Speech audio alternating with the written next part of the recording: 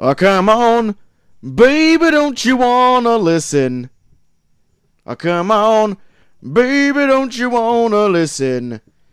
It's the review of the Blues Brothers on Sweet Home Review.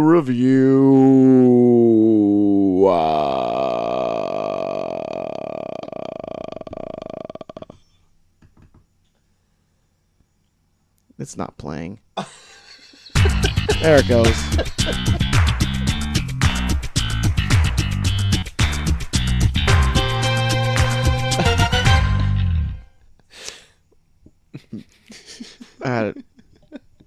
Mission from God. You got my cheese whiz, boy. Guy really wanted his cheese whiz. Welcome to the Review, a show where two small town dudes give you our mission from God. I'm Troy to the max extreme wood. I didn't think that through before I said it. I'm Joliet JT3K. And today we are going to be talking about the tribute to Aretha Franklin, as well as our last stop of Singing Out the Summer. Yeah.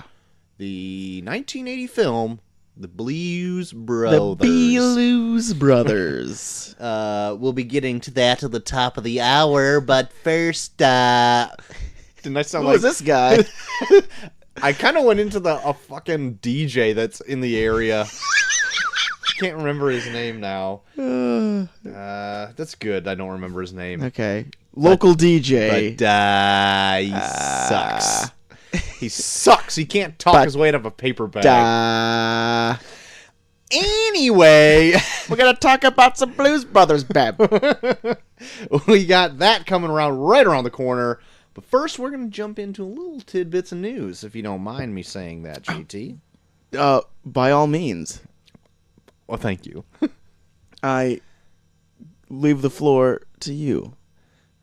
Thank you. The floor recognizes Troy to the max for news. Starting with JT, Quentin Tarantino is that new film coming up pretty soon about good old Hollywood. Oh, yeah. It's just full of amazing people, as the last 9 months have shown. Yeah. And they have casted a few more blokes for this movie. Okay. Wrote a few of them down here. They casted a guy I've never heard of. Rafal Zawari. Oh, my God. Rafal Zawirucha. I killed that name, I tell you what.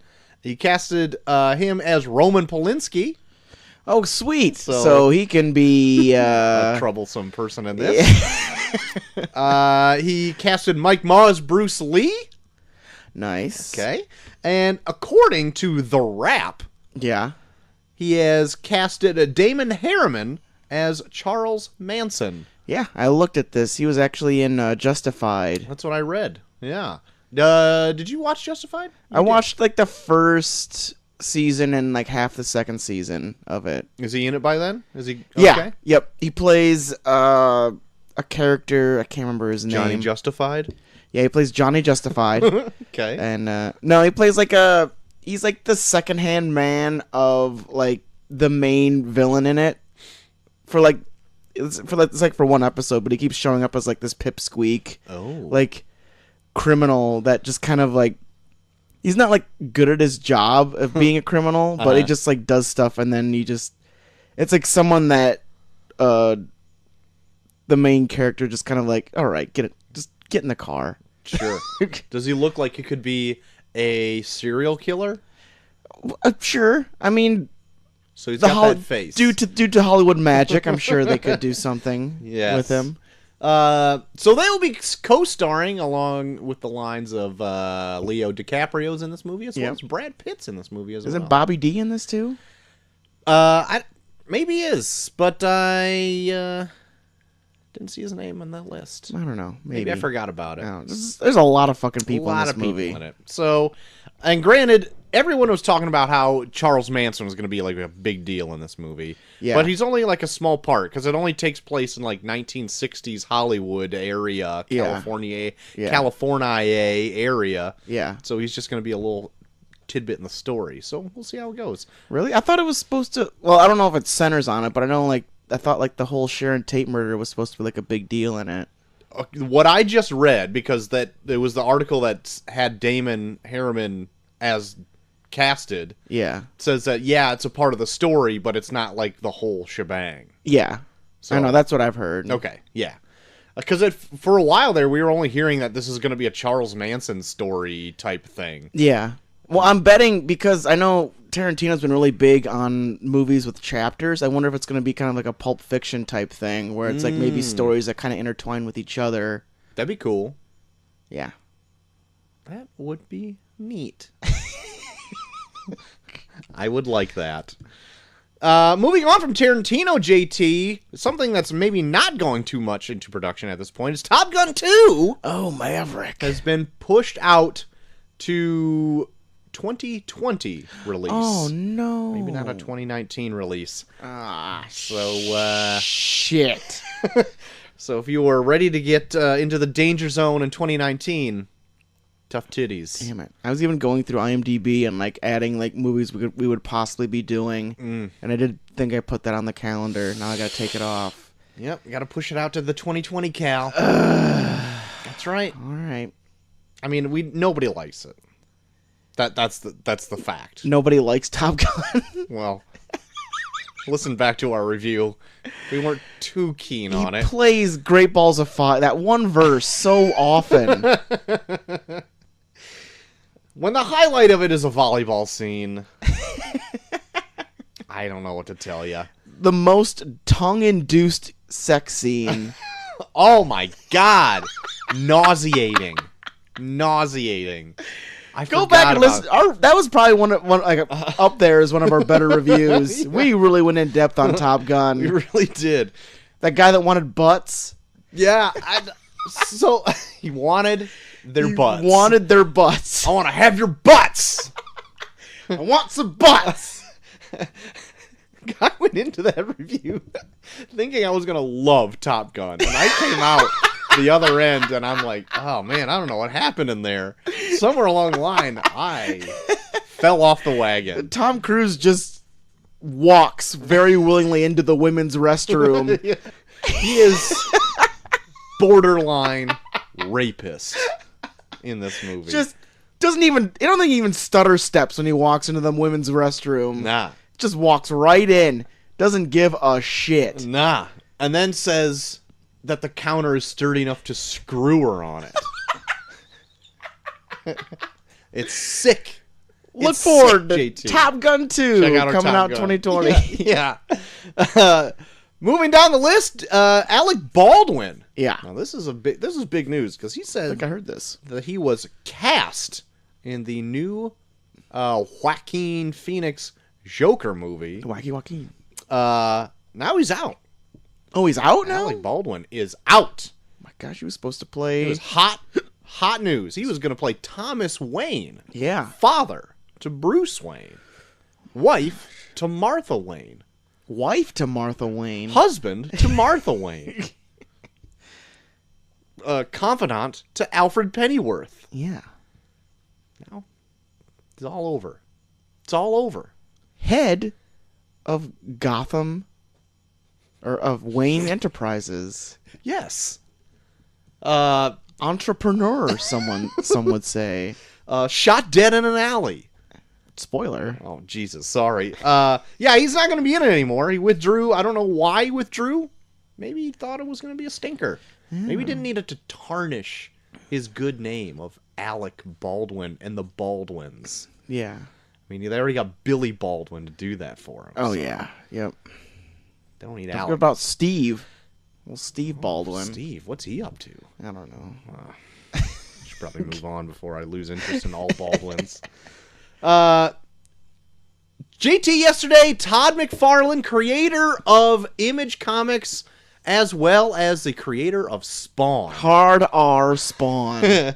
Hard R, Blumhouse, low-budget horror suspense action comic movie Spawn Hard R Spawn. said it was going to have a big update today. Yeah. That update, did you hear about this update? No. What is the it? update today, Todd McFarlane said that Greg Nicotero is going to be joining the production of the movie. Greg Nicotero and his company, I think it's KGI Effects. I could be wrong about that. Oh. Do all the effects for the Walking Dead zombies. Yeah.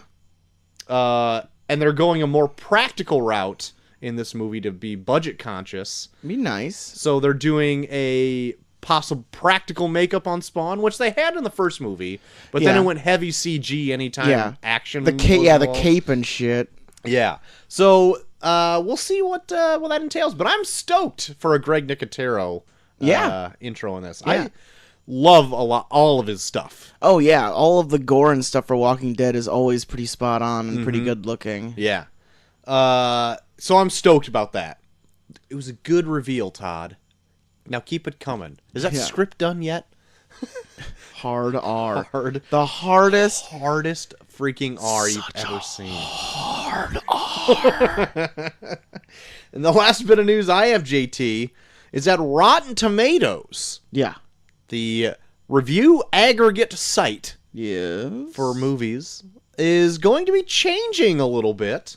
Now, it's not changing the way it reviews its movies and gives up its percentages. Yeah. That's staying put. Okay. But what's added to the mix, the flavor, if you will, is that now independent individual critics can be considered that aren't just like part of the Chicago Sun-Times or New York Times or whatever. Nice. Like, if you're like a Roger Ebert and have been doing this forever, it can be just an individual now. Oh. Which doesn't sound like that big a deal, because I already thought they did that. Yeah.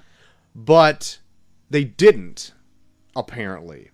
So they're adding that. And now they're also enfolding in video and podcast reviews to the critics score aggregate. Yeah.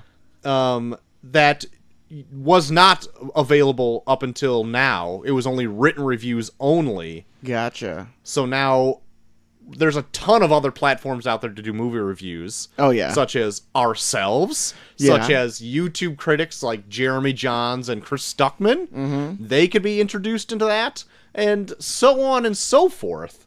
So what I was thinking, JT, what? We should campaign to get to be a critic on Rotten Tomatoes. All right. I would Get on love there. it. I don't know what it entails, but I'll look into it. Yeah. All right. There you go. Then start calling theaters and saying, we're critics. You Listen need to me. Look on Rotten Tomatoes. You will see our names You there. need to set up screenings for us. Yeah. Yeah, that's right. That's how this works. That's how we do business.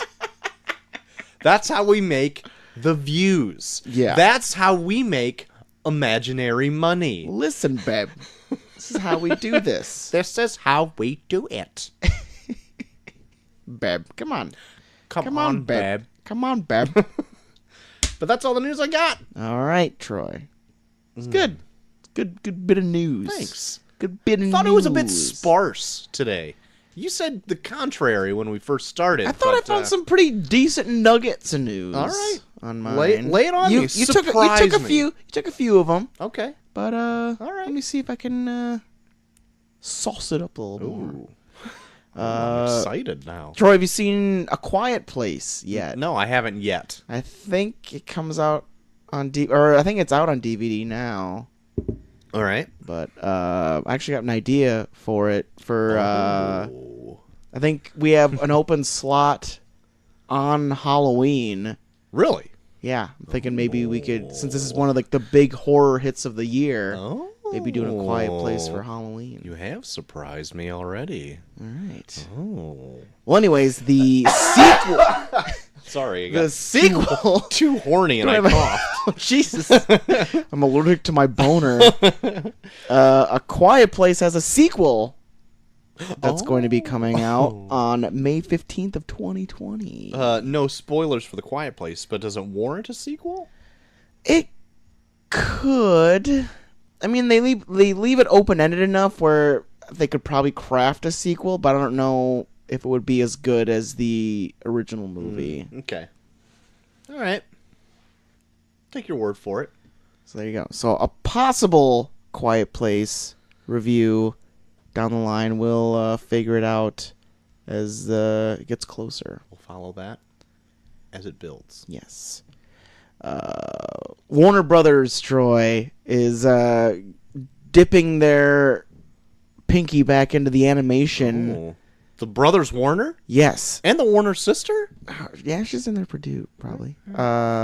They are, in fact, looking into doing a Wile E. Coyote movie. Oh, okay. Somewhere down the line. All right. Being directed by Chris McKay, who directed the Lego Batman Okay. movie. All right. I'm interested. Yeah, I would like to see... I want to see where they would go with a Wile E. Coyote movie nowadays. Yeah. Because a lot of that was, like, violence. But it's like... Yeah, I still like it, though. Oh, yeah. No, that's some good shit. Those were like the Looney Tunes I look forward to the most. Yeah. Were the Wile E. Coyote Roadrunner. Yeah, each cartoon was only like 5 minutes long. Yeah. And it's just the coyote killing himself over and over again. Trying to capture the Roadrunner, and then he would end up dying. 1,000 deaths. Even though, like, every cartoon of that is the same, I love it. Like, I look forward to it a lot. Yeah. Yeah, I was just at my mom and dad's, and they had, like, Boomerang on or something from Macy, and there was, like, a Roadrunner coyote thing, and I loved every second of that cartoon.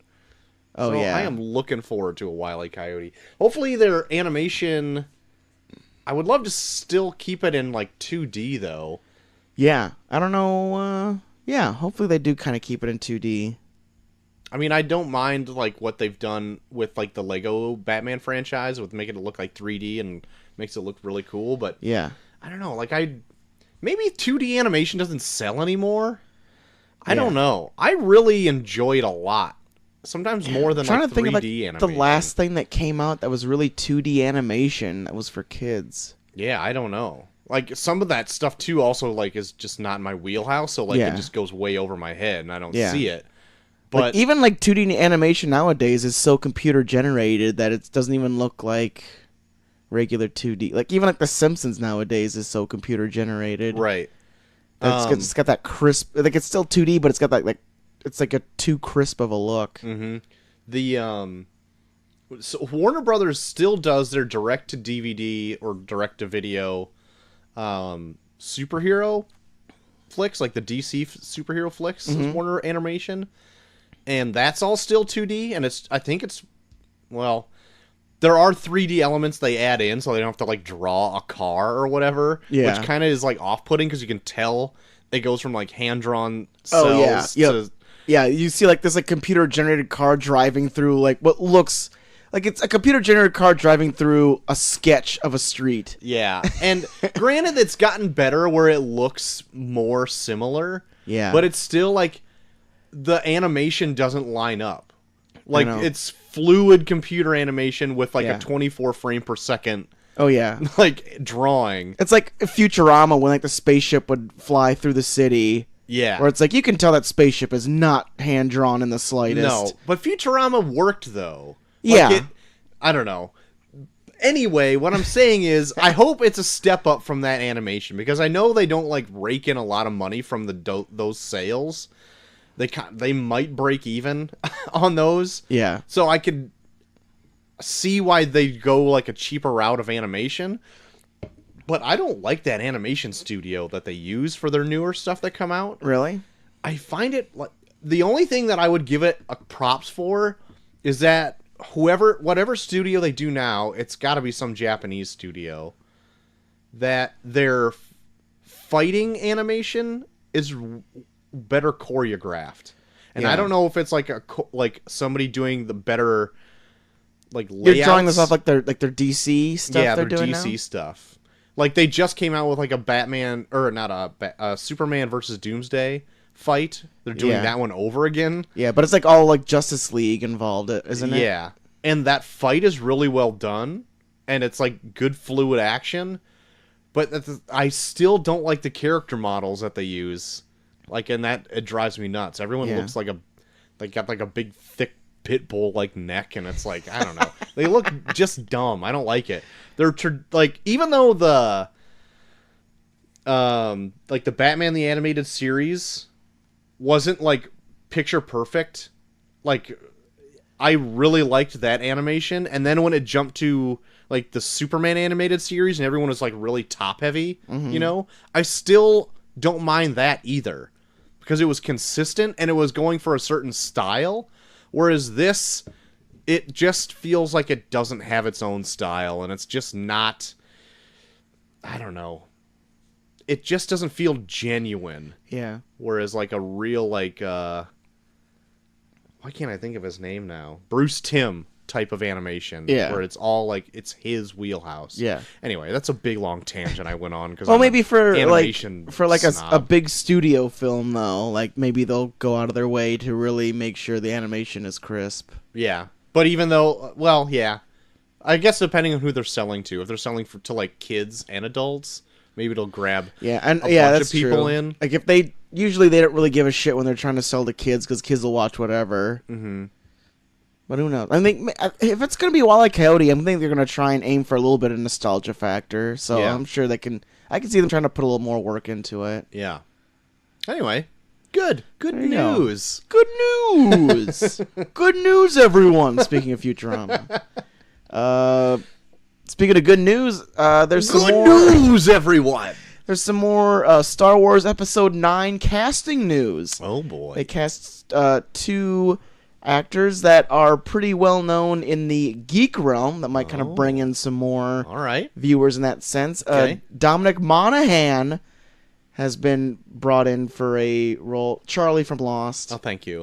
Oh, yeah. Okay. Thank you. He's been brought in for a potential role, and also Matt Smith What? being brought in for a role in Star Wars Episode 9. The Doctor himself? The Doctor, yes. Doctor? So there you go. 2 pretty well-known... Doctor Who? Yeah. Doctor Who? The guy who played Doctor Who? Yeah. So there you go. 2 pretty well-known actors in the geek realm Sweet. brought in For Ep9, eh? for Ep9. Ep9. Ep9. Sweet. I'm into it. So there you go. Any rumors in what they're doing? What they're playing? No, just that they have roles in the... They're going to be pilots. Probably, maybe. Just like, what's his name from Heroes? That's like J.J. Abrams' like good luck charm. What's his name? Hero? Greg, what's his fucking name? It's like the bigger, huskier guy. Hurley? I can't remember his name. I don't even know what you're saying. I'm gonna look him up. Well, while you're looking that up, Troy, I got some news on Aquaman All right. coming out later this year.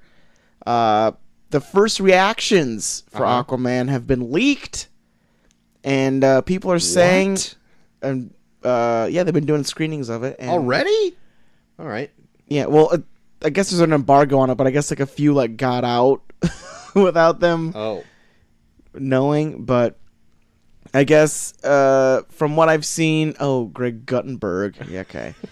But Anyway, go on. But from what people have put out there so far, they're comparing it a lot to like the first phase of Marvel films.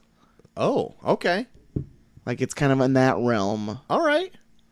Well, where it's like it's fun but very predictable. okay. But like that kind of leads me to think like, okay, we've been through the first phase of Marvel films. Do we need more of them? Yeah. At first I was like, oh, phase 1, those were oh, no. Like, because the first one, Iron Man, was still solid. Yeah. But then the next one was like the Hulk, Yeah. which I'm like, I still like it, but it's not the best. Yeah. And what was Like Thor, Captain America, Yeah. and then the Avengers, right? I think so. The first Avenger was pretty good going on a rewatch.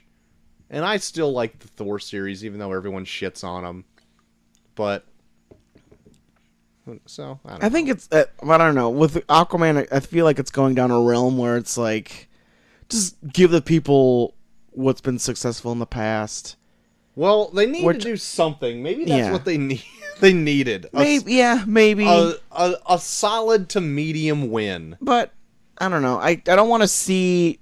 If comic book movies are going to keep going on, I don't want to see them take, like, 2 steps back because they don't understand what people want nowadays. Sure.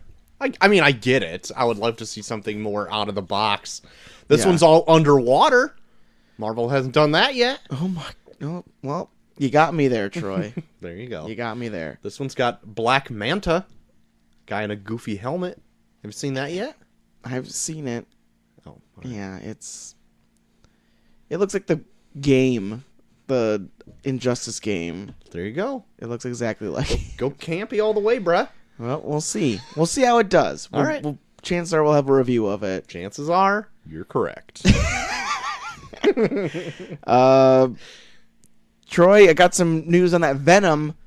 Tom Hardy is going to be... he's still in there. Okay, all right. In fact, he might be in there way more than he would want to be. Oh. Because I guess if this one is a hit, he is bound by contract for 3 more movies. Oh my god, so there'd be 4 total? Yeah. Either 4 total or... they said it's a 3-movie contract. So I don't know if it's like... If it's going to be 3 total or 3 if this one's successful. So like a cameo in another one, and then like maybe Venom 2 and Venom 3. Probably. All right. But all right, we'll see. If this one is successful, they might just kind of cut them loose where it's like, this is cut shit. The contract up and they eat it. This is gonna be. This is like the one movie I'm least looking forward to. Yeah. It's just I'm like fucking not into this movie whatsoever. I know, but we gotta do it. I know. This is gonna be the biggest protest. I'm gonna go on a fucking Tuesday to go watch Venom in a fucking theater. Yeah. This is gonna be the one where I like see like right before the show, like on a Wednesday. Yeah. And I'll be like, here, I got it done. Fuck this. Boy. Well, here's some news on a movie we've reviewed. Oh. Big Trouble in Little China, Troy. Yes. And we know that The Rock is supposed to be in the remake of it. Mm-hmm. But news has come out that it's not going to be a remake. What? It's actually going to be a sequel. Oh. Or a continuation, as some people have said. Oh. Which leads to a lot of speculation. Will Kurt Russell come back to reprise his role in this one as well? I'm hoping for it. I fucking love Kurt Russell. He better be wearing those boots. Love me some fucking Kurt Russell. Yeah, get them boots back out, dude. Make him even taller. Make him come out to like your thigh. Yeah. Full on up to the crotch boots. Wear them like fucking assless chaps. Yeah. Get on them boots. Well, I brought up how there's some casting in the Star Wars Episode 9. There's been casting in the Batman movie that's going to be coming out. Oh. I guess Oscar Isaac has a mysterious role that he is casted for in the Batman. Okay. All right. What do you see him playing? What do you think he would? I have no clue. As a mysterious role in the newest Batman movie, which may or may not star Ben Affleck. Yeah. Well, who do you think he's going to play in this movie that might not happen? I don't know. I'll say Two-Face as a villainous role. I could see him being a good or at Harvey least Dent. Harvey Dent. Yeah, I can see him being a pretty cool looking Harvey Dent. But then again, like, would they want to do that like so close? You know what? I asked the stupid question. Would they do that so close to being like Dark Knight, and that came out in like 2008, 10 years ago? I could see. Well, shit. They fucking Spider-Man. I know. And Batman. They make a Batman movie they don't every give 5 a fuck. years. It doesn't matter. They don't give a fuck. Yeah. So, yeah, they'd probably be Harvey Dent. Yeah. Who knows? Or a young Thomas Wayne. Oh, shit. Well, Troy, my last bit of news is probably the greatest news of all. I'm finally glad we got there. Apparently, Jim Parsons from The Big Bang Theory has decided to go into other projects, which has led to The Big Bang Theory finally being canceled. We did it. We did it. We got him. We got him. We finally did it by protesting, by never watching it. We got him. We did it. We did it. Finally. It wasn't Jim Parsons at all. They just heard us. Right. And they wanted to appease us. That's right. I mean, sorry Parsons had to be the fall guy. Yeah. I guess. Sorry, not not sorry, Jim. Yeah. James, if that's your real name. God. Get out of here. Your Big Bang Theory. You're making millions an episode. You sickos. You make me sick. God. Yeah, fuck the Big Bang Theory.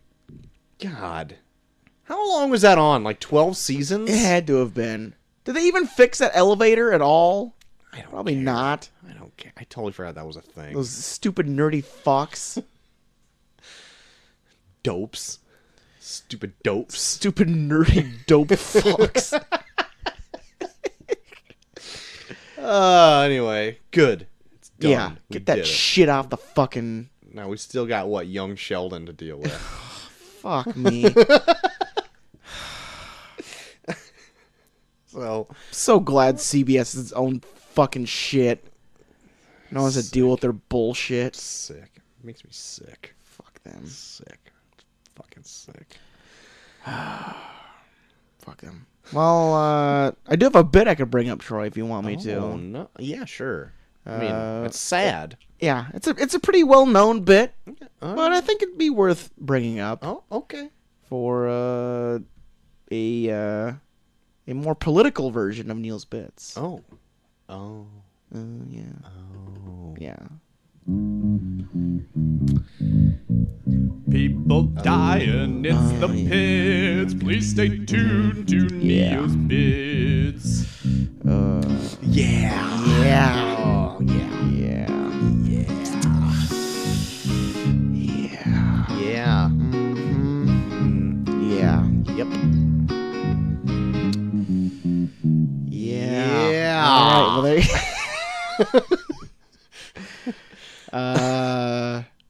Troy passing away this past week. John McCain. Yeah.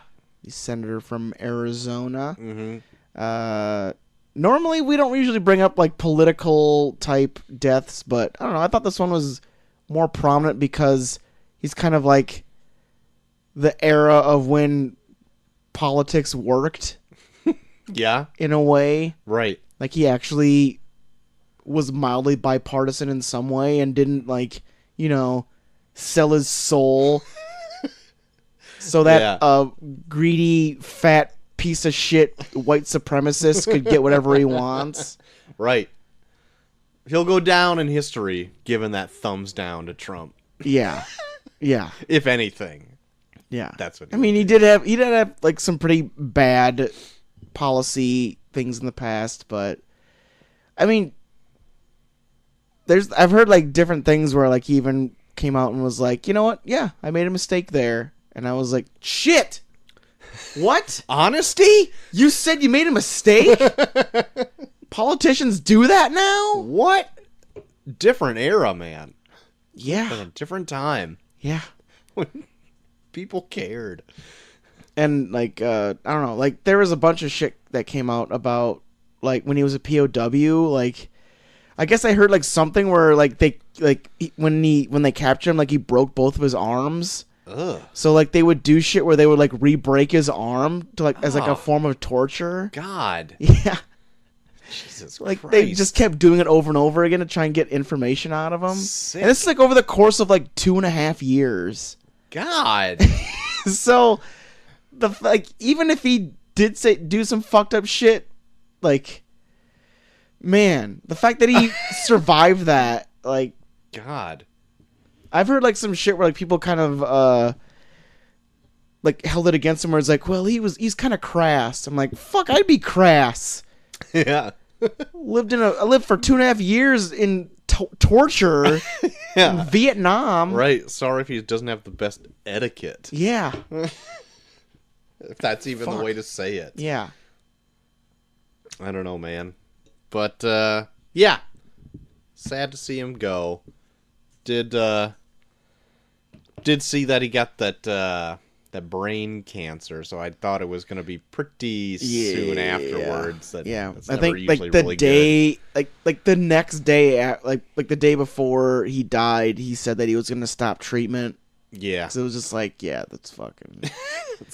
Well, my aunt had brain cancer, and she stuck around for another 3 years after she was diagnosed. But it's just one of those things where it's like, it's not so much if you're gonna go into a recession as to like you're pretty much just kind of delaying the inevitable. Yeah. It's just, it's hard to fight that shit. Yeah. You can't really cut around the brain. Right? Yeah, that's too bad. So, John McCain, this American people have put the flags at half staff. Yeah. Well, some Even of if we them didn't has. agree with you all the time, you still showed enough class where you weren't a fucking blatant white supremacist. That's right. Like that ape God. that sits in the White I guess he didn't even like put anything out. Like, Yeah, I know. didn't even like put the flags at half mast I know. at the White House. Our local baseball diamond has ours at half Yeah. staff. Yeah. Fuck He's a this fucking country. He's a fucking piece of shit. Our president's a piece of shit. Anyway, don't put me in a sour mood. CNN is on all day at my fucking job. I don't Oh, need to- really? Yeah. How the fuck do you live? I don't know. I know, just listening to like I listened to the Daily Zeitgeist, and that enough just kind of like, I had to take a break from that show because it's all God, they I know bring up. they legit have like a segment on Trump every episode, and it's Yeah. always just, how the fuck is this man I needed to take a break. like in charge of anything? I can't stand it that my work only plays CNN. And I mean, at least it's not like Fox News or whatever, but it's like CNN and C-SPAN are the only two channels ever on. And I'm like, just end it. Yeah. End me. C-SPAN is like the unsweetened tea of news. It's like a stale lemon to flavor water. That's even too much to say. It's just lukewarm water is what it is. It's not, I mean, it makes you so you don't die in the desert, but you're Yeah. not refreshed. The most I've seen of C-SPAN is when I looked up to see it was C-SPAN, and then I turned away. There was literally C-SPAN on the other day, and I looked up at the TV, and it looked like a guy was sleeping on live TV. I wish I would have taken a picture of it. And I was like, God, this sucks. Can't you put Family Feud on or something? Game Show Network plays it 24 hours a Oh day. shit! My God, when my dad was like recovering from his open heart surgery, it was like he had Game Show Network on all day, and it was just nonstop Steve Harvey. I'm surprised I didn't start talking like him. That would have been amazing. Go to your house and your dad's got those long suits on. He's got a fucking handlebar mustache. Yeah. Puts in like big veneers. He's like, all right, player. All right, it's done. It's done. God. What do we got going for trailers this time, JT? Oh, I got two. I also have two. All right. Why don't you go in and I'll chime in. Okay. Dive in. Head first. That's me diving. Sailor dive right into these trailer news. Sailor Dive. The first one I got is they put out an official trailer for I Think We're Alone Now, Oh, which is the Elle Fanning, Peter Dinklage post-apocalyptic okay. film. Uh-huh. And they're really vague on the plot details. All they really show is just that they're the last two people alive on Earth. And Elle Fanning has like this really deep, dark secret that she has to share with him, whatever. But no, it looks good. I don't know. I always have like a soft spot in my heart for like post-apocalyptic movies, just because it like dissects like what people think the world's going to do. Yeah. I like them too. Yeah. Even though like sometimes they're like very depressing. Yeah. But I like them. Like I think like Finding a Friend for the End of the World is probably one of my favorite movies. I still haven't seen that. We should gotta find like a good theme to do that for, because it's so fucking good. All right. Okay. At any point do they play a slowed down version of like Tiffany's I Think We're Alone Now in it? No. In the trailer? They don't, but who knows? How much you want to bet that song's in that movie? Maybe. It's a possibility. What are the odds? Like 1 to 1? Yeah. 10 to 1? I don't know, man. I don't know how odds work. I mean, it's a small movie. They might not be able to afford the rights to it. Unless that's all the budget went to. All the budget just went to playing I Think We're Alone Now. Yeah, that's right. All right, well, expect a shit fucking movie. But there you go. I Think We're Alone Now. Looks good. I don't know. I love Peter Dinklage and stuff. He's hit and miss for me. Sometimes I like him a I know lot. you hated him in Avengers for some reason. I didn't hate him. I just found his performance very weird and not up to par with everybody else. Even though it's like he was in a scene with a tree, and I found him more ridiculous. Anyway. The last trailer I got, Troy, is the trailer for Robert Redford's last film, Oh. The Old Man and the Gun, where he plays an older man that teams up with other older men to rob banks, pretty much. And? It looks good. I really am up for it. I want to see it. Did I ask you like last week if this is like an old person movie? If that was like the genre of film now that he only does, like Morgan Freeman and it does look like an old person movie. Oh god! Like even like Sissy Spacek is in it as like the love interest. Okay. Like Danny Glover's in that. All right. So, but I don't know. Like it looks good. Like Casey Affleck is like the officer that's like after him. All right. And stuff. That seems troublesome. Yeah. Well, who knows? What are you gonna do, huh? What are you gonna do? Louis C.K.'s doing stand up now, so I guess it's okay. Oh boy. All right. It's a funny thing, but you bring up Louis C.K. So, Parks and Rec started auto-playing on Hulu the other day. Yeah. And I forgot in the first season, Louis C.K. dates Leslie Knope in it. Yeah. And I was like, wanted to make so many, hey, you want to watch me jerk off on our first date jokes? But, like, nobody was in the room that would care. So I just laughed quietly to myself. If only you knew what I was thinking about right now. I didn't have any of those trailers, JT. I had two special ones all to myself. I have the second trailer to First Man. Okay. The Neil Armstrong landing on the moon flick. Directed by Damien Chazelle. That's right. This trailer, I wasn't sure if it captured, I guess, the tone of the movie. Maybe I'm wrong.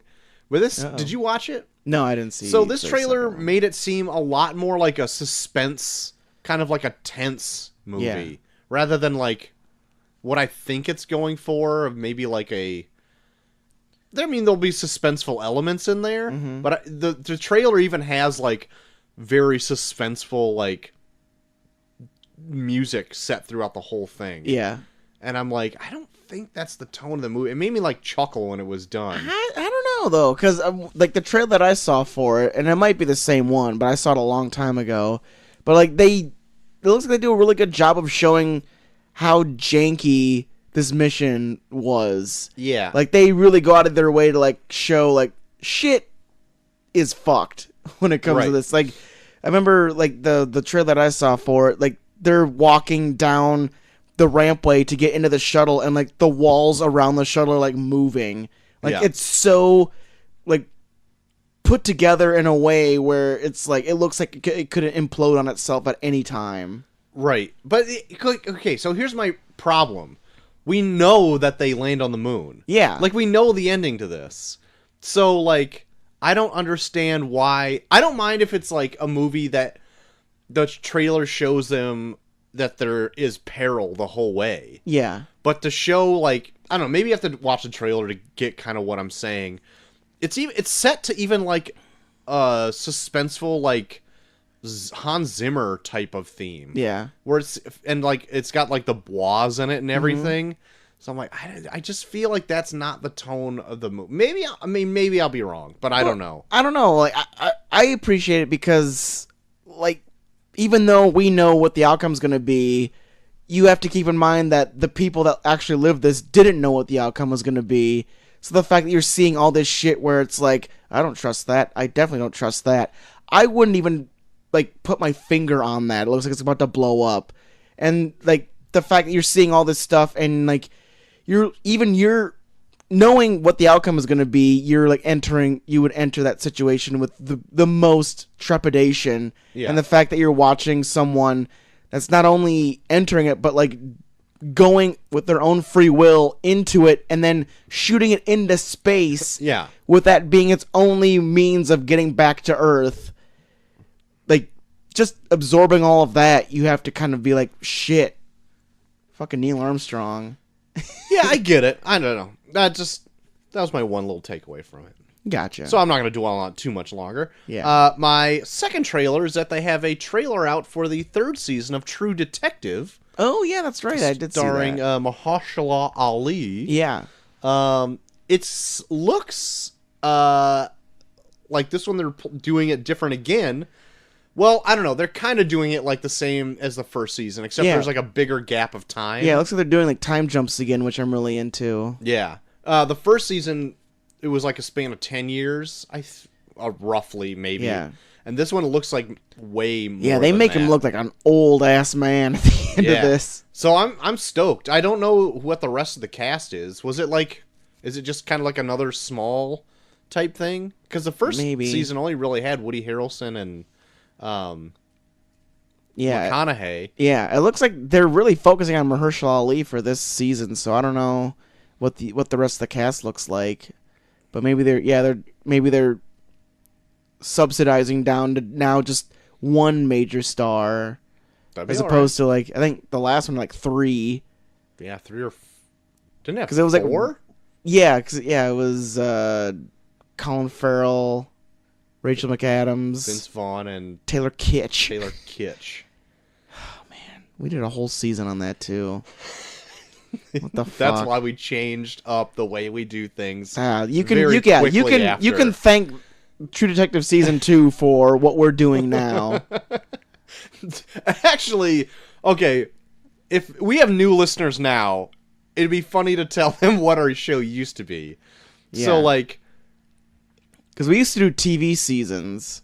Yeah, so we did the first season of Gotham because it premiered. Yeah. So every episode was just about that episode that premiered that week. Yeah. And then when that finished, True Detective Season 2 came out. Yeah. And we weren't a fan, really, of Gotham Season 1. Yeah. But then True Detective Season 2 came out. Oh, yeah, True Detective Season 2 is going to be so good because the first one was so good, and this one's its own story. Right. It's going to be awesome. And then it's like, shit! Back-to-back stinkers. Yeah. So it's like, fuck TV. Yeah, so then we, like, changed it up, and then we went to just, like, big TV releases and, like, movie releases. Yeah, stuff we were interested in. Yeah, and that has worked out way better so far. Yeah. Granted, now that we've done, like, 2 straight years of it, yeah, it's way better than fucking, like, subjecting ourselves near to the end of True hate. Detective Season 2, I was just like, I was on the verge of being like, let's just stop. Let's hang it all up. I was like that during our Gotham season, because, like, there was 26 episodes in that first season. It was so bad. That's like a half a year of us doing Gotham Season 1. Fucking Balloon Man. Jesus, that was episode 2. That was like 2 or 3. Yeah. Jesus Christ. Probably red line there, but I was just like, I'm upset again. It's in the past. There you go. It's in the And past. if you want to get Troy's goat, just bring up Donald Trump or Gotham season Or 1. how we wasted 2 seasons of the show doing some bullshit. Anyway. Anyway. You know what would be fun? I just thought about this like the other day, like, because What? now I'm just bringing up old shit that we used to do. When we very first started the show, Yeah. it was like just random shit. We didn't have like a main topic of the night, Yeah. really, and we would just kind of talk about whatever. And those were fun, but they were very loose in structure Yeah. until we started like playing a game at the end. Yeah.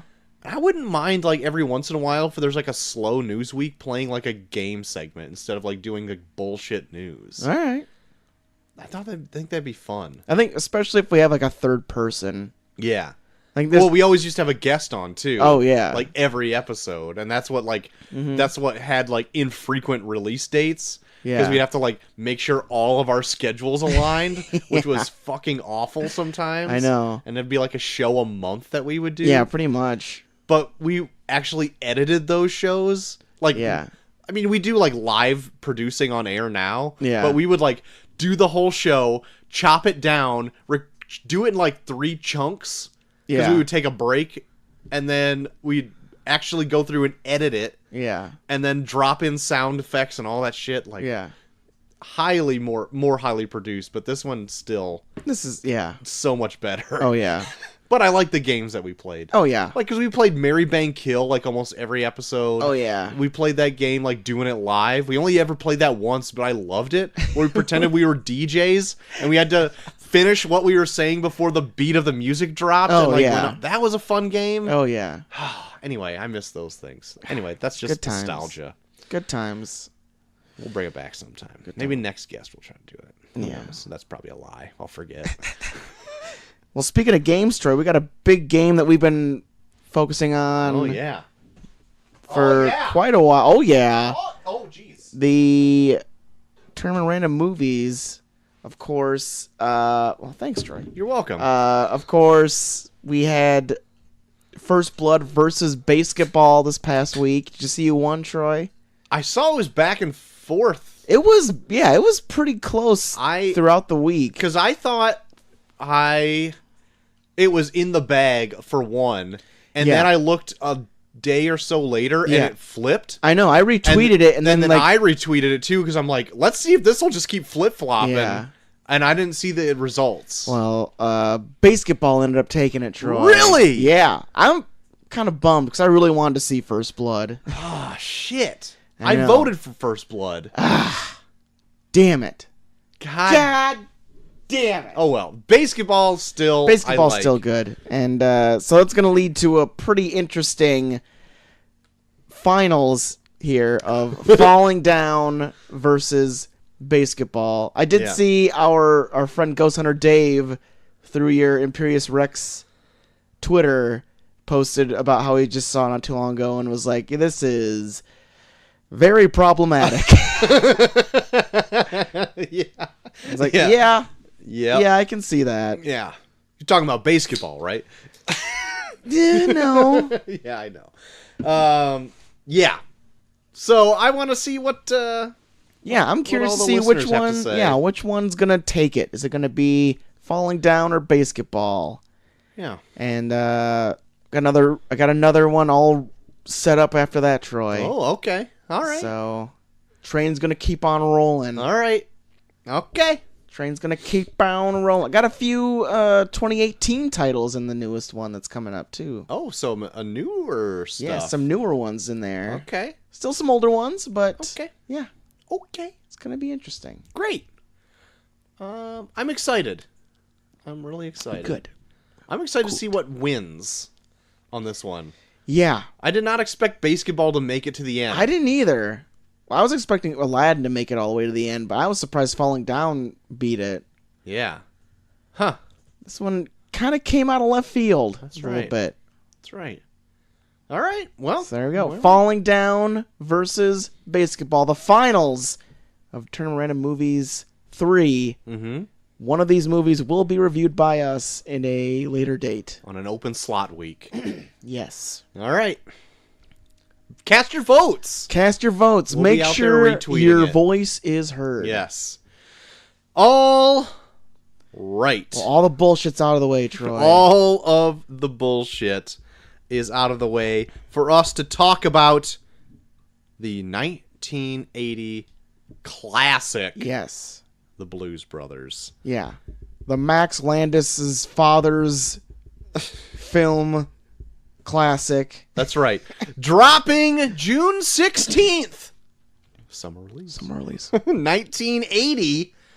Coming in at 133 minutes with a budget of $30 million.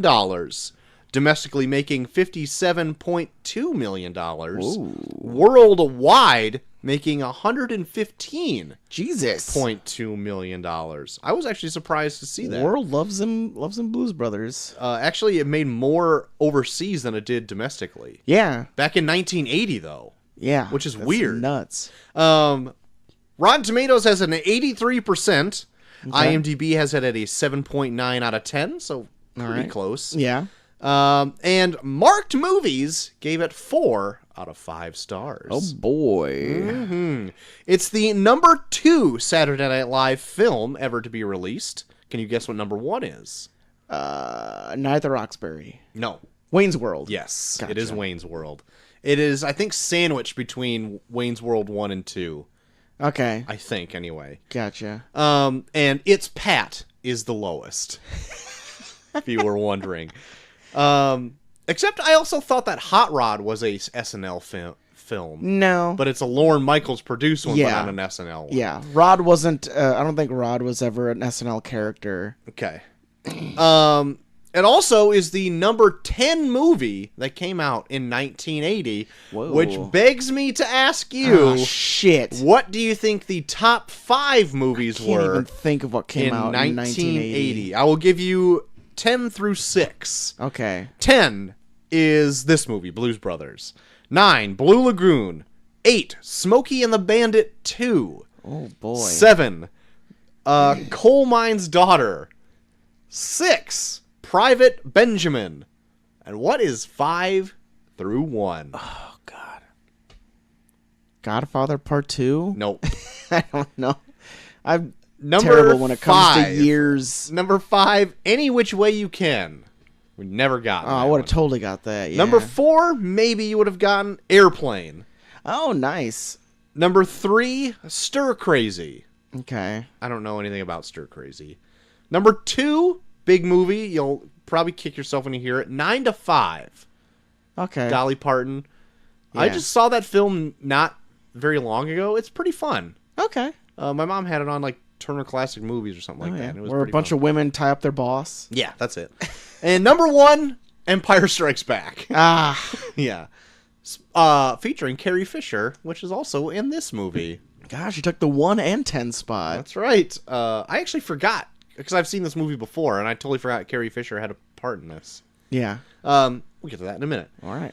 I think that's all of the facts I have up top. So, JT, what was Blues Brothers all about? Well, we follow Joliet Jig Blues, who's just getting out of jail and is picked up by his brother Elwood. And when they go and visit their Catholic school orphanage, they find out that they are $5,000 short in terms of maintaining their property, which leads them to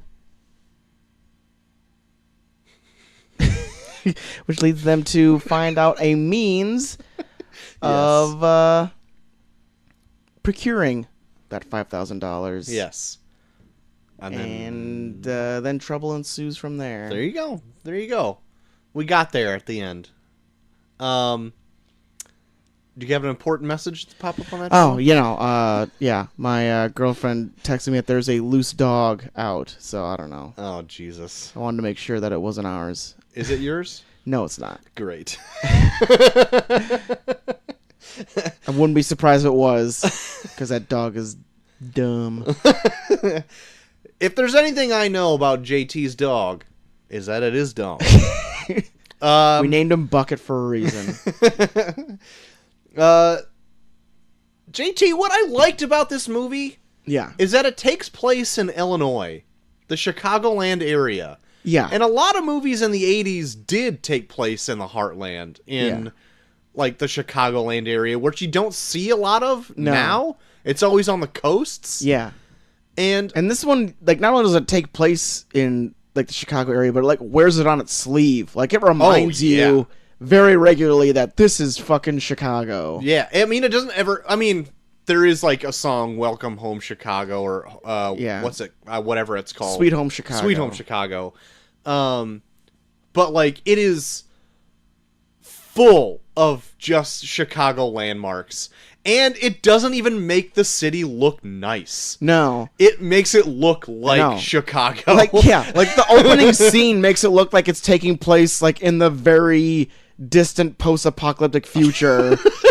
With, like, fiery smokestacks. It looks like the beginning of Blade Runner, except without the fancy buildings. Yeah. Just, like, spires of fire coming out of these smokestacks and shit. Yep. But yeah, so, like, right at the beginning, old Joliet Blues over here gets busted out of the Joliet Correctional Facility, suburb of Chicago, for all of our foreign listeners. And, like, have you ever been to Joliet?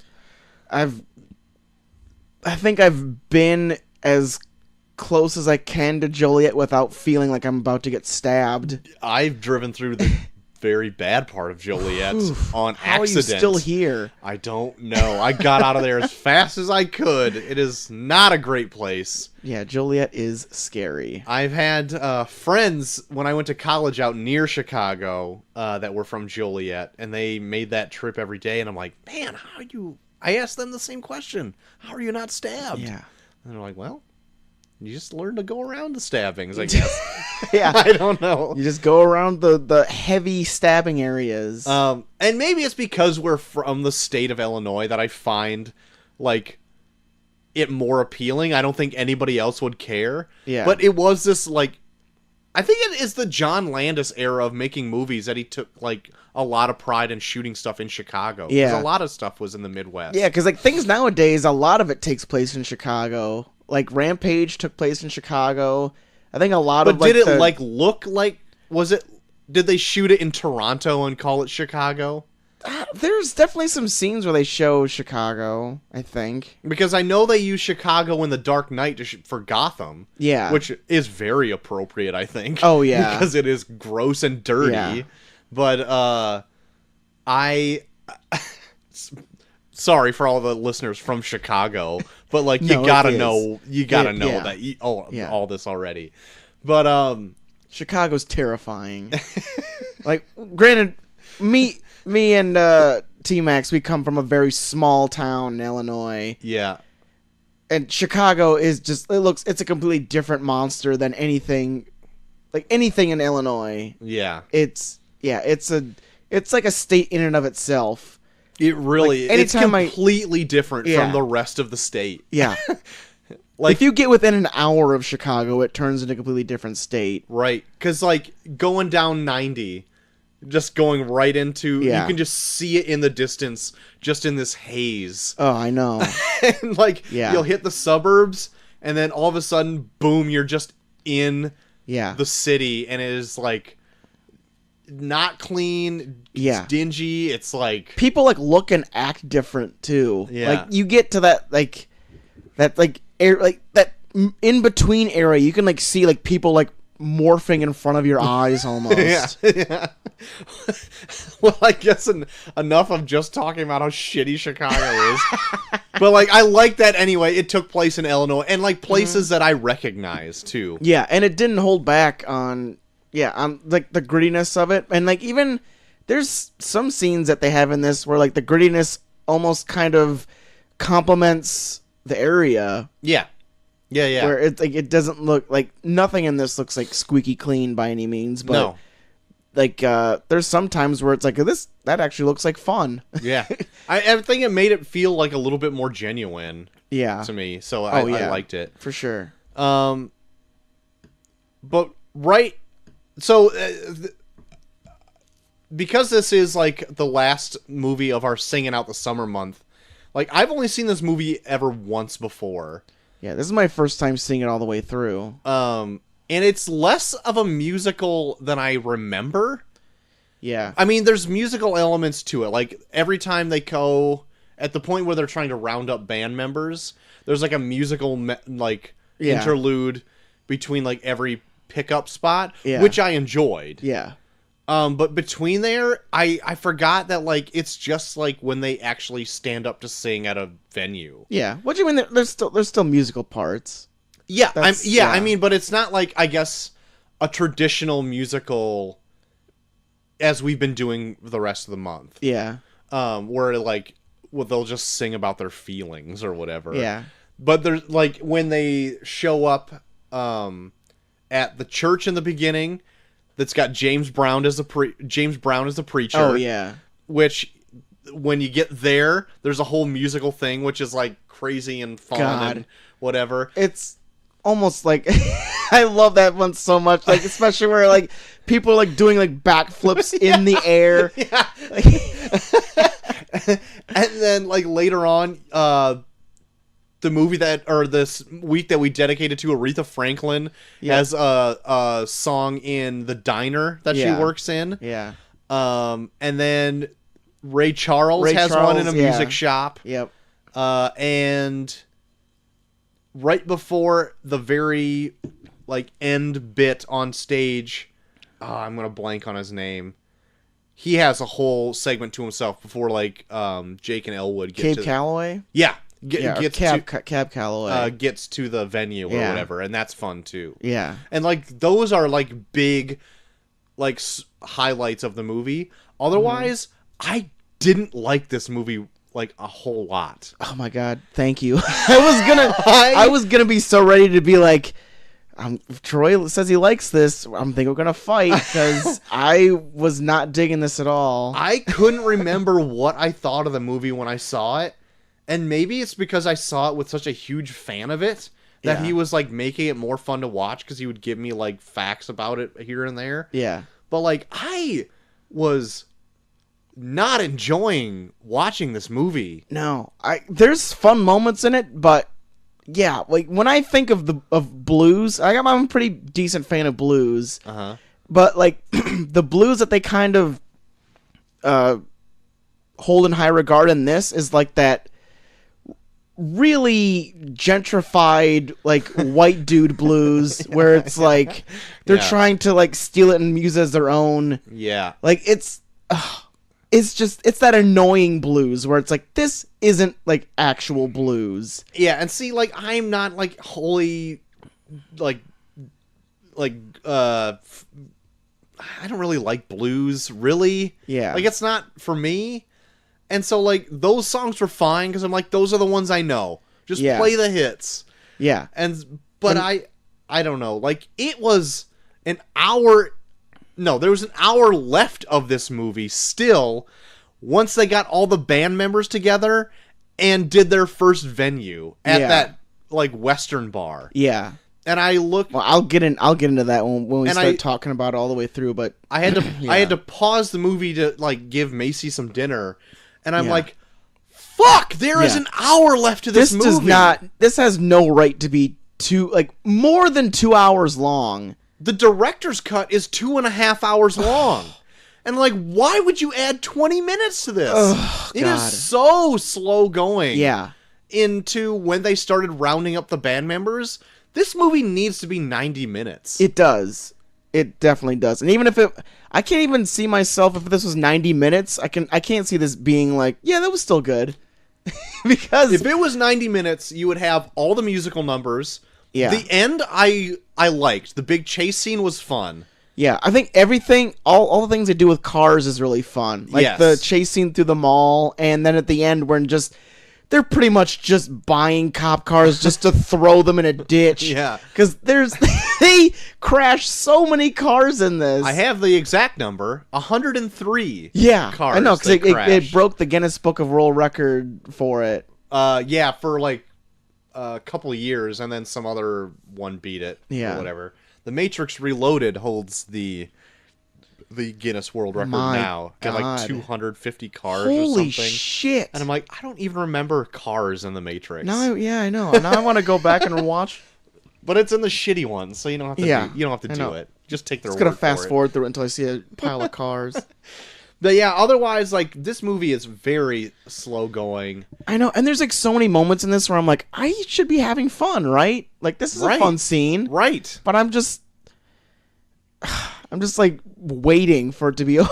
What you get is a lot of like Jake and Elwood barely talking to each other. Yeah. And when they do, it's so deadpan that I'm like, that's not even funny. To be honest, I think this would have been way better if they had a different Elwood. Because I was enjoying John Belushi in this.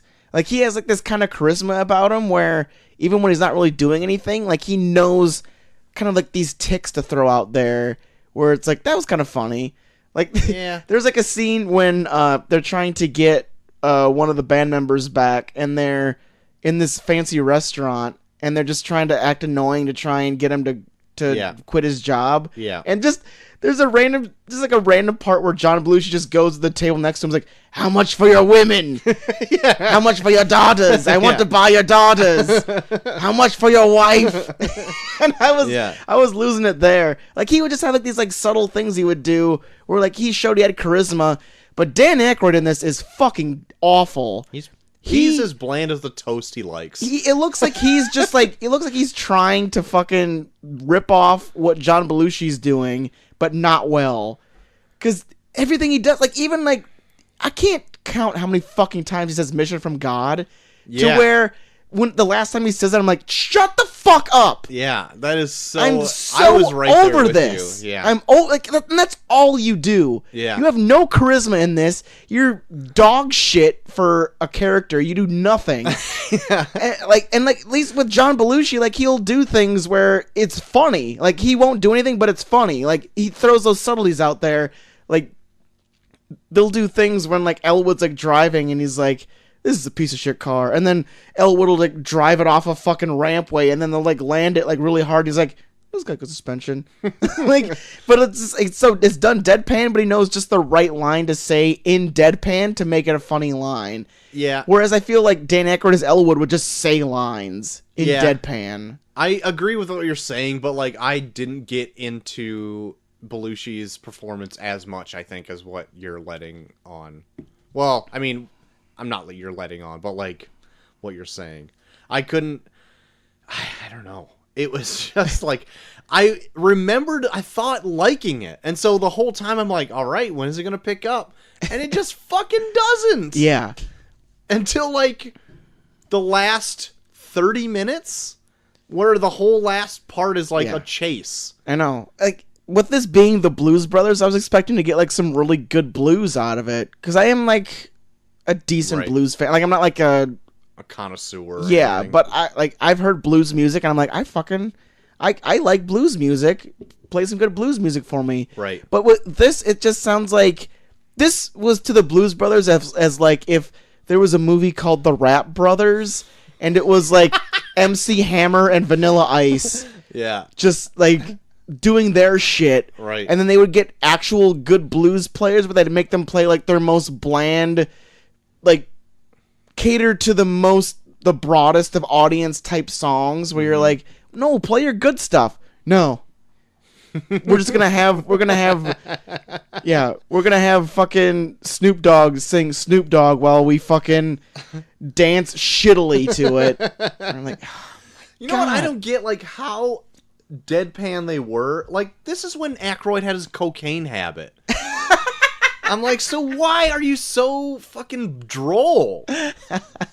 Like, one of the notes that I have is like, cocaine was budgeted for the movie. Oh, yeah. So, like, because they that. shot so much at night, it kept the whole crew awake. And, like, both Aykroyd and Belushi got way into cocaine at this part. Oh, yeah. I remember. Of their lives. Yeah, they said that. I guess there was like a point during the filming of this that John Landis went into John Belushi's trailer and there was a mountain of cocaine, like, just on a table. And he got so worried for John Belushi's health that he decided to put someone in charge of keeping an eye on him. That person was Carrie Fisher. Oh, no! Oh, no. So you can kind of guess where maybe her habit started. Oh, shit. You know what I also heard about this movie is that, like, she married Dan Aykroyd for a minute? Yeah. I think they, yeah. I thought that was maybe, like, a fake thing that I, like, heard, but they threw it in there to throw me off. But maybe it's true? I don't know. Maybe. I don't know. But, God, like, there's, like, some, I'm not hating the whole deadpanness of it like you are, because I was kind of seeing what they were going with it, where it's just, it's two guys that are wandering aimlessly through life that are constantly surrounded by judgment and like consequences, but it just never really hits them until the very end. Yeah. I mean, I don't think I would mind the deadpan so much if it was just a tighter movie. Yeah. Like, I'm fine with, like, deadpan humor, and if it was, like, say the movie was 90 minutes long, Yeah. you would have, like, the opening scene, which is, like, I'm fine for them taking their time for, what the fuck is his name? Jake? To get John out of jail? Belushi? Yeah, Jake. Yeah, to get out of jail. And then from there, they just go on. They go straight to the orphanage, get, like, the main focus of the movie, and then you have music number, some hijinks here and there, music number, ending. And, like, they can be deadpan through that whole thing because that's all you have to deal with. Mm-hmm. But, like, it's so not that! Yeah. I know. I feel It like, feels like sometimes they're just making up scenes as they go, and they just didn't want to cut them. and there's like some storylines where it feels like they don't have enough time to really give it like its proper justice. Yeah. Like the whole Carrie Fisher thing. Cut they it go out on of the movie! Yeah, like it was really funny. It's some really funny stuff, and I was like really curious to see where they go with it. But it's such a throwaway thing at the end. Yeah. Where it's just her being like, "You left me at the altar." Oh, okay. And then they just go their That's separate it. ways. Where you're like, you had this really awesome idea, like just like this woman going around constantly trying to murder them in the most elaborate ways possible. Right. And it never really happens. Right. And then they were like, well, shit, how do we end this? Right. Left her to the altar, and then he leaves her. Stupid. That was it. Where I'm like, well, fuck. Yeah. Like, I mean, it was, like, I totally forgot she was in this. So when she pulled up in the beginning with a rocket launcher, Yeah. and I was like, oh. but I loved all that shit, though. I liked like it. the rocket launcher, and then and then the next morning when like the cops are about to fucking arrest them, and then she uses like a fucking like RC car controller to blow up the entire building. Right. And then they fall through the floor, and then they dig out of the rubble like, oh, we're late for work. Right. And they get up. Like, I loved shit like that, but it'd be like a scene like that, and then it'd be like this big fucking long time you're waiting for something else to happen. Yeah. Yeah. Yes. Like, it would be like the mall car chase, and then it's like, now we're waiting. Oh, Carrie Fisher's here. She blew up the building. Now we're waiting. We're waiting. It was just, like, there was not enough stuff in here to justify almost a 2.5 hour long movie. No.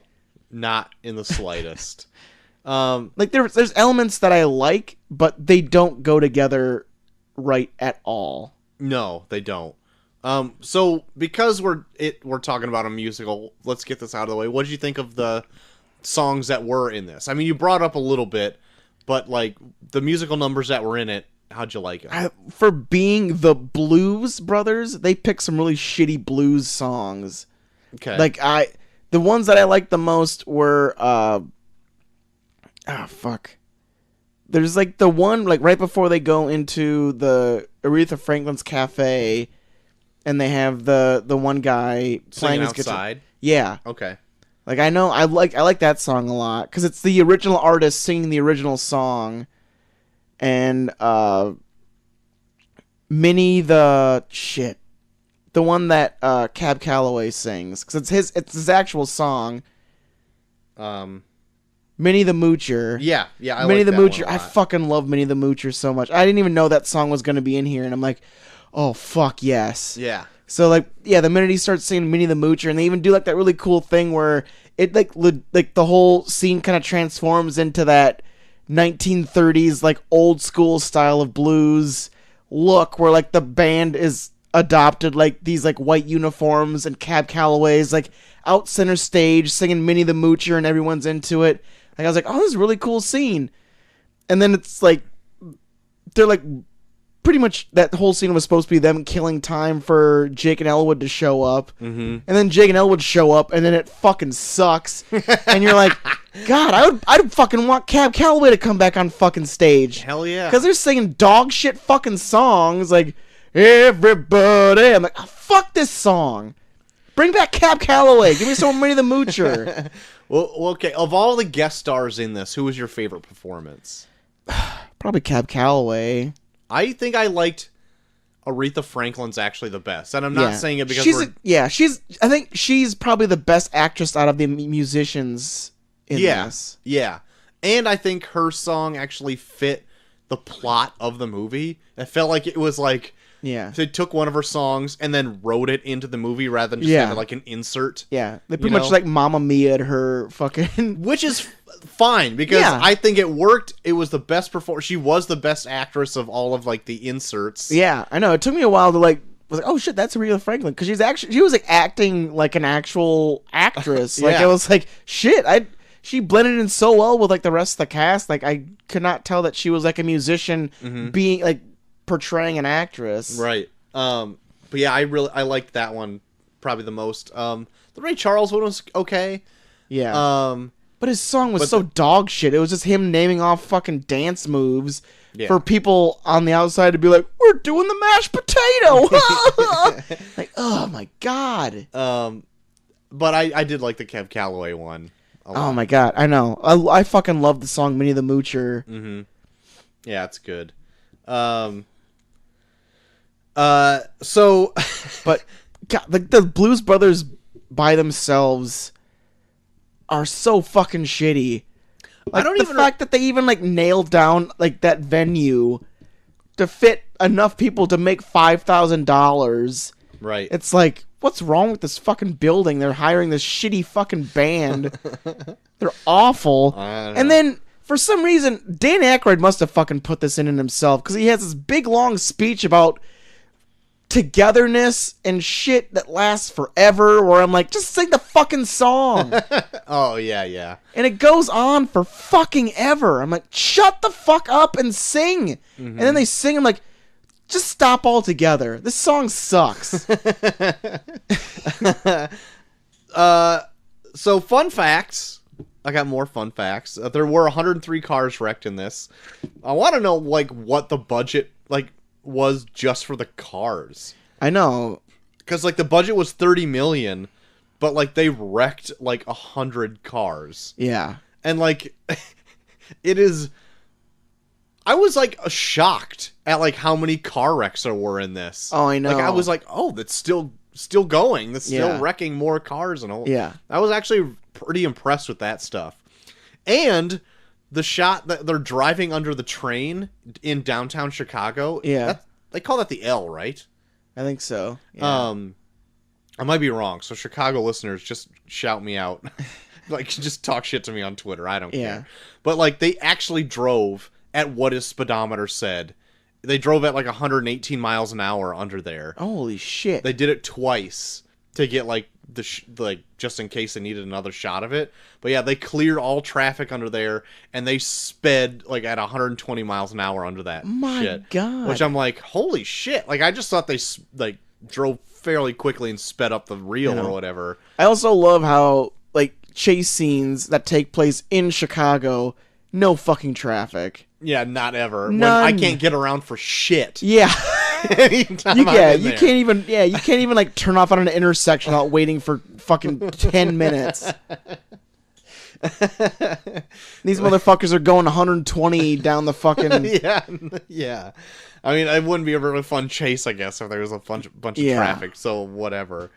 Also, like, against, not only are the police trying to come out and get the Blues Brothers, there's other foils in this. Once they go to that country western bar, they make enemies with the good old boys who were supposed to sing there instead.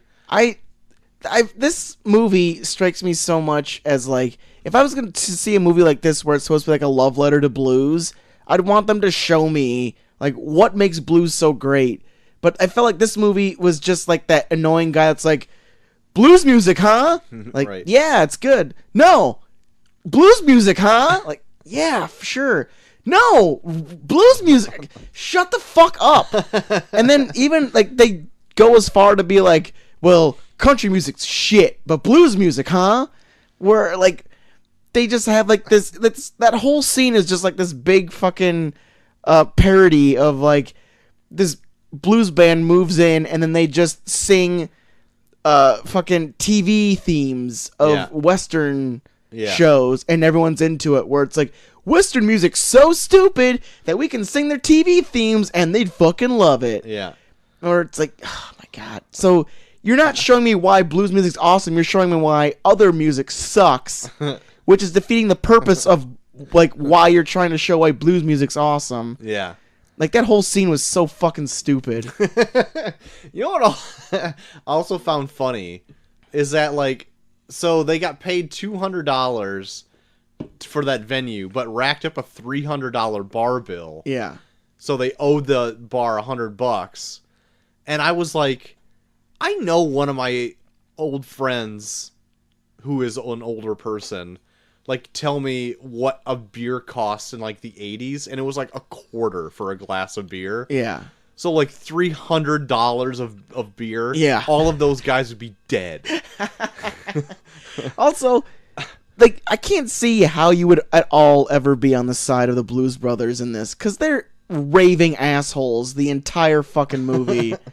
But, I mean, I guess you have bigger assholes, like, against them. So it kind of works out. Sure, I mean, if you're gonna... if one of their anytime one of your enemies is the fucking Nazis, sure. Yeah, you're not gonna be the biggest asshole. Right. But throughout this whole thing, like, the police are doing their fucking job. And they're making them seem like the biggest putzes. Yeah. Where it's like, the fuck, man? These are supposed to be people I'm rooting for? Like, they're driving through a mall, destroying the entire thing. Like, their whole goal this entire movie is to raise $5,000, and they've created, like, maybe $50,000 in damages. I would say more than that. Yeah. But it like, defeats the purpose. Like, these guys are the biggest raving assholes. Like, they got out of jail just long enough to raise $5,000, but in the process destroyed America's infrastructure. Yeah. So it's like, so what's it worth? Like, just let the fucking orphanage die then. Right. We have these two raving lunatics that won't change their clothes, driving around Chicago wreaking havoc to raise $5,000. Fuck them. Because you brought up the Nazis, did you get the joke that the abbreviation is like a somewhat of abbreviation for asswipe? No. So the Illinois Nazis, Yeah. or the fucking Illinois Nazis, or whatever Yeah. Dan Aykroyd said, their group name was the American Socialist White People Party, or the ASWPP, and it was supposed to be a joke that they're asswipes. Like, I only Got know 'em. that is because, like, the guy that I watched it with told me that. I'm like, hey, they're asswipes. And I'm like, oh, got it. Got him. But yeah, I guess you are correct saying, like, if your number one enemy has to be a Nazi to make you look good, Yeah. I guess they're not really clean cut. Yeah. Like, even the Western band that they start the Grudge with, like, they have every right to be pissed at them. Yeah. They stole their gig and then fucking made them seem like assholes. And then even when they're like, well, we're gonna fucking kill them because they fucking fucked up our shit, they go out of their way to, like, borderline murder them by super gluing their gas pedals down. Right, yeah. You're like, oh my god. Right. Like, they try their best to make them like this would be a completely different story if they were likable, but they don't do enough to make them likable. Yeah, both of them together aren't charismatic enough so they can be like the fun bad boys to me. They're just like, Yeah. I don't care what happens to you. Like, I think I would have liked this more if Dan Aykroyd just wasn't one of the Blues Brothers, because he seems like he's just trying to rip off what John Belushi's doing, but he's doing it horribly. Like, I would have... Like, John Candy's in this, and he doesn't do shit. He just waves at them. I would have liked to see, like, John Belushi and John Candy as, like, the Blues Brothers. That'd be funny. Or, like, maybe John Candy, like, maybe doing more of, like, a more vocal type, and then, like, John Belushi kind of doing, like, the same thing he was doing in this. But, like... Because I'm saying, like, even though he was deadpan, like, there's those moments in there where he knew just the right line to throw in there where it was still... It saved... what was little of the scene. Which is weird, because I like Dan Aykroyd and stuff. Like, in Ghostbusters, like, he's a completely different character. I really like him in Ghostbusters. Yeah. But in this, it felt like he was just trying to copy John Belushi and doing it miserably. Have you ever seen, like, an SNL Blues Brothers skit? No. I haven't either. No. But it took me forever to find out that it was they were actually SNL characters. Oh, so I knew that going in, but like I still have never seen any, and like I have no interest other than like morbid curiosity to see if it's anything like the movie. Yeah, like what do they do in an SNL skit that makes it funny?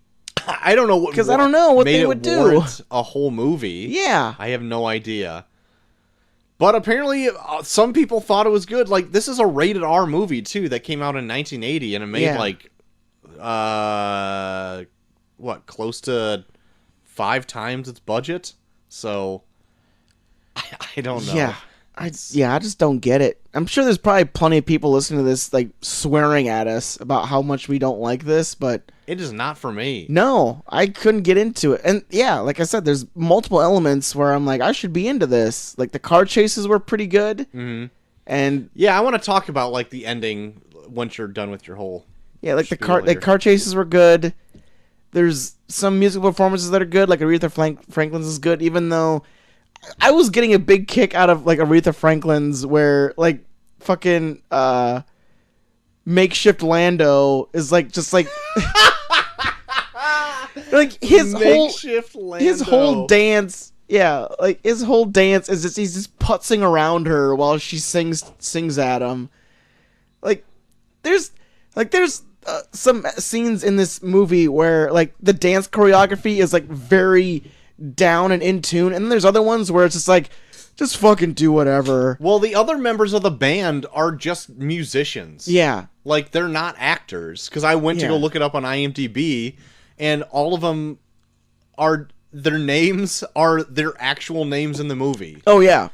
So I didn't know that up until tonight, but I was like, oh, that makes sense. But no, I mean it shows in their performance. Yeah, I mean for being band members, they were fine. But I'm talking more like the dance choreography because I mean they even like went out of their way to show like all dances choreographed by, and then just put like 2 or 3 names.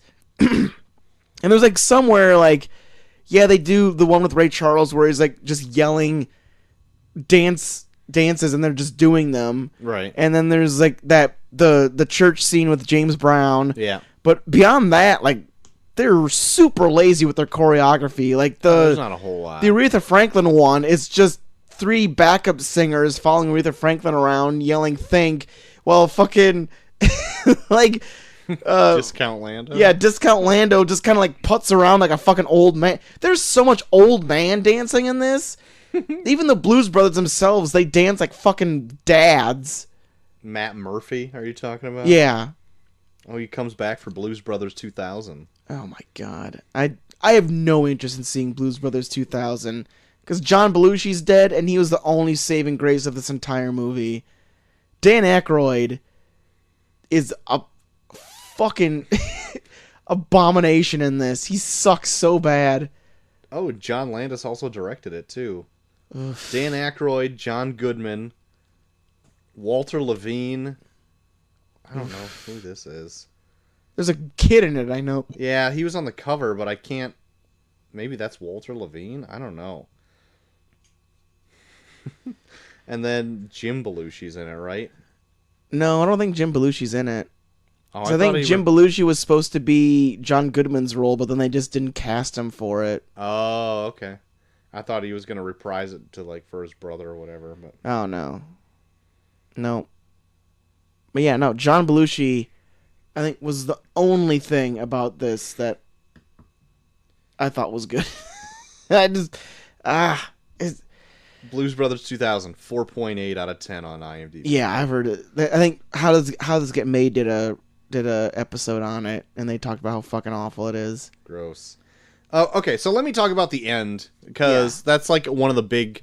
Once everything gets going and like there's a huge chase after their big concert at this hall or whatever. Yeah. They, first of all, the whole hall is like filled with Illinois state troopers, ready to catch him after they get done singing. Yep. And they sneak out the back. Carrie Fisher tries to kill him one more time, and then she's just forgotten about for the rest of the movie. Yep. And then they go on this huge chase where all of the Illinois state police are after him, and then they have the money in their hand to bring it to like this tax office, so like the orphanage doesn't go under or whatever. Yeah. And the whole chase there, the 109 miles to Chicago, is like a huge crash scene, which is super fun. Yeah. They wreck a ton of cars, and then once they get into actually Chicago, they do that big 120-mile-hour sprint down the L. Yep. And then, like, at this point, the SWAT is coming, the Army is coming. The National Guard comes in at one point. And, like, that was making me laugh, because you have all of these huge troopers. All for two people. Yeah. I love that. Like, because it's a big, like, build up to that whole scenario where just, like, every single piece of United States armed forces is coming to capture these two men. Right. And so I thought that was pretty funny. Like, if the Illinois troopers show up, what's left of them after they haven't all crashed. And then, like, SWAT comes, and they're all like, hot, hot, hot, hot, hot, hot, hot, hot, hot. That's all they ever hear from them. And then, like, the Army files out of these big, huge trucks, and they're just all like, raw, like, yelling and all that shit. There's tanks coming in and everything. Oh, Like, you forgot to talk about the Illinois Nazis when they're chasing them. And they go off that constructed overpass, and for some reason when they go off the overpass they go further up in the air. right. Like, I swear they almost enter, like, they almost leave Earth's atmosphere. Right. Driving off an overpass. I felt like I missed something, because I looked up when they, like, launched off there, and then all of a sudden they were, like, as tall as, like, the Sears Tower. And I'm like, what the fuck? It makes no sense. And they go through the road. Right. I thought that was kind of funny. Like that they went through the road, but, like, I guess they actually did drop a Pinto. Yeah, because they do show, like, they do go out of their way to, like, show, like, this big faraway shot of, like, a car falling out of the sky. Which, like, begs the question, how did $30 million stretch so far? No shit. Like, they wreck all those cars. They had clearance to drop a Pinto in Chicago. Yeah. Because you see it fall right next to buildings. Yeah. Like, I don't know if they just dropped it in the lake or whatever. I have no idea, but, like, Jesus Christ. $30 million for all of that shit. Like, the thing that makes me so mad about this movie is that I feel like it could have, like, this could have been a really fun movie. Yeah. But it's just, they got tangled up in so much of their own bullshit where I feel like they just got way too into just things that sucked. You just got to play that clip of Rick James saying cocaine's a hell of a drug. Yeah. That's it. They spend so long, just them trying to get the band members back in the group takes way too fucking long. It takes almost an hour. Yeah. I'm not even lying. No, they just keep going. Yeah, sure, you get, like, the fun cameo of Aretha Franklin and Ray Charles, but then after a while, you're just like, just fucking form the band already. That should at most have taken 30 minutes. Not even. Maybe 5-10 minutes. Just do, like, a montage of it. Sure. But, I mean, with all that stuff, like, 30 minutes of them from him getting out of prison to the point of their first gig, 30 minutes. Oh, yeah. Oh, for sure. For sure. And then you have the rest of the movie after that. Yeah. To just happen. Yeah, because exactly. after that, it definitely picks up more pace, but still has slow points in it. Yeah, it does, but yeah, by that point, it's just like so much shit has happened, and I'm tired. I was so tired. But I really have nothing else to say about this movie. No, Would I you don't recommend either. anybody to see it?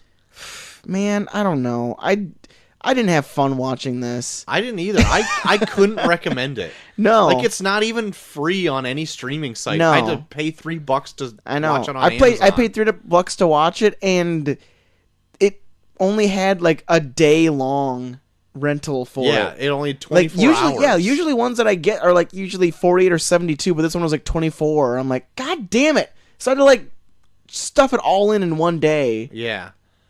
Did Amazon change that? Because any rental that I've done recently has only been for a day. Really? I don't know. Maybe they changed Maybe it. they did. But I remember doing it like for earlier stuff I've had to Yeah, rent. 'cause when I you get did it it for like 48 hours. I did it for Little Shop, and it was 48 hours. Really? Huh. Well, I don't know. Who knows? But Not me. yeah, no, I would not recommend this. It's so boring. Yeah, I had for no a fun. large chunk of this. And it's a total waste of time. Like, I can't emphasize that enough. That is like the biggest... Literally nothing happens in this. It is... It's terrible. I don't think anything's really gonna strike you as holy shit, that was awesome in this. So what... I'm curious what you would grade it. Like... Because I have the highlights of things that I liked... Yeah, But like overall, the movie didn't do much for me. I would say the car crashes are fun, the chase through the mall's fun, and that's really about it. I would probably, if you really need to see it, I'd give it like the lowest of C's. That's where I was leaning on, because like I did have fun with the car scenes. I liked some of the music numbers with the cameos. Yeah. So, like, I would give it a C-. Yeah. Like, even, like, the biggest musical number that I liked in this was Cab Calloway with Minnie the Moocher, but even that's not, like, that's not even, like, the best rendition of Minnie the Moocher I've ever heard. No. It's like Cab Calloway when he's, like, in his 80s. Yeah. Yeah, and I So it's even like- read something about it, too, that he wasn't really super happy with the performance, because they had to, like, use, like, his record version of it when he wanted to do it live or something. Yeah. I didn't read all into it, because I And was just like, I every don't care about performance in this movie. feels like overproduced and it just feels overproduced. Where like the thing I like the most about blues is like when you hear the performance of it, it's usually like really raw and like they just leave all of the mistakes in there. Like that's the best part about blues. But in this, it was just like. They're just like, I like blues music. Like, I like the shittiest fucking blues songs you can ever think of. I'm gonna sing those and overproduce them so it doesn't even sound like blues at all. Yeah. I feel like he keeps... Like, I don't agree that they're the shittiest songs, but I feel like they're the most... I don't even know. They're not the shittiest general, songs. like, they're the most, like, milquetoast... Yeah, Like, I would- radio versions I would of agree. what you know about, like, R&B songs. Yeah, I'll agree. I won't say they're the shittiest, but they're just overproduced in a way where it doesn't even sound like blues anymore to me. They're just the poppy blues hits, or whatever, Yeah. that you can tap your foot to. Yeah, and I couldn't get into like the music that much. Oh. Well... There's the Blues Brothers for Yeah, you. we're probably Sorry we're probably gonna be hung for this one because I've heard so many people I know, they love it. love this, And I've seen so many people just go out on Halloween as the Blues Brothers. But now that I am, like, cognizant and can, like, remember Yeah. what the movie is, I'll be like, What the "Dude, fuck's your you problem, love dude?" shitty things. So, I don't know. I don't know, man. But, I mean, we saw the top 10 list of things that came out in 1980, so... there you go. Whatever the fuck Coal Mine's Daughter is, it was better than Blues Brothers. Yeah. Anyway, was there anything else this week that you were into that you liked more than Blues Brothers? Preacher season 3 ended Okay. this past week, and it's still on a really good track. You need to get into Preacher. I know. Troy. I need to get it. I You saw would- the first season. I need to get into season 2 And still. yeah, but it's so infuriating because the first season does not even touch the second and third season. doesn't touch it I can't even look at in the slightest. In the slightest. Like, All right. they're even... Like, they even, like, throw in, like, subplots that weren't even in the book. Like, they do a thing this season with Cassidy where he almost kind of, like, develops kind of like a relationship with another vampire Oh. who's also a guy. So it's, like, kind of like a Oh. homosexual kind of thing. Ooh. So, like, but it's really interesting because it's, like, they're still, like, really into chicks. It's just that they're the only two vampires they've ever really met. Uh-huh. And they're just kind of, like, embracing the fact that they're the only ones who really understand each other, and then that makes them form a relationship with each other. Oh, okay. But so, like, there's, like, stuff like that, like, not in the book that's, like, really interesting. Okay. And, yeah, they introduce Masada in this, like, at the end of this season. Mm-hmm. Like, the big, like, headquarters and shit. So, like, they're, like, building up to, like, a big fucking season 3. Season 4. Season 4, yeah. Okay. Season 4. But yeah. It's Preacher is so fucking good. Like, Okay. even the things they don't hit in the book, they still touch on it in, like, the book sense. Okay. It's so good. All right. And even Hitler's a really big character in it for some reason. Really? Yeah. Okay. They, like, introduce Hitler in a way where, like, him and Arseface are, like, really close. Oh, no. I'm trying to think. Does he ever get brought up in the book? I don't think so. Even when they go to hell a few times? I don't think so. I'm not sure. No, I think the only time they actually go into hell is when the Saint of Killers goes down there and it freezes over. I think that's the only time they actually go down there. I don't think Hitler's in the book. No. Anyway. Yeah, but yeah, Hitler's like a pretty big character in the show. Okay. And yeah, they even do like a slight homage to the John Wayne voiceover in this season too. Okay. Which is really fun. All It's just Preacher's so fucking good, especially with you having read the book. You'll really appreciate it. Okay. I'll hop on it. I'll see if I can fit it in. My time is... I had to watch all of Blues Brothers on my phone because my TV was taken up with Elmo today. So that's why I was watching it, finishing it on my phone when you came in. So much Elmo in my life. That little furry fuck.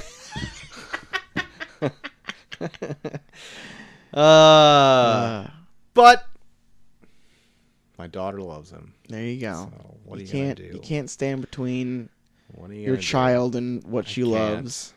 Not at this point. Yeah, somewhere down the line, I'm gonna put my foot I'm down. gonna put a hard fucking stop to any of that. The minute she's old enough to start doing chores. You just pulled landscaping duty. Well, now your hands are gonna hurt. Well, now your feet's gonna hurt. Just pull landscaping duty. What? Anything else other than that?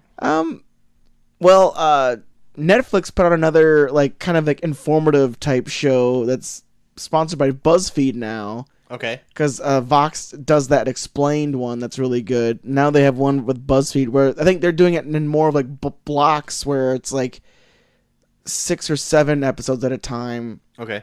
Where they're all 18 minutes each, but they like tackle like one subject and they're really in depth on it.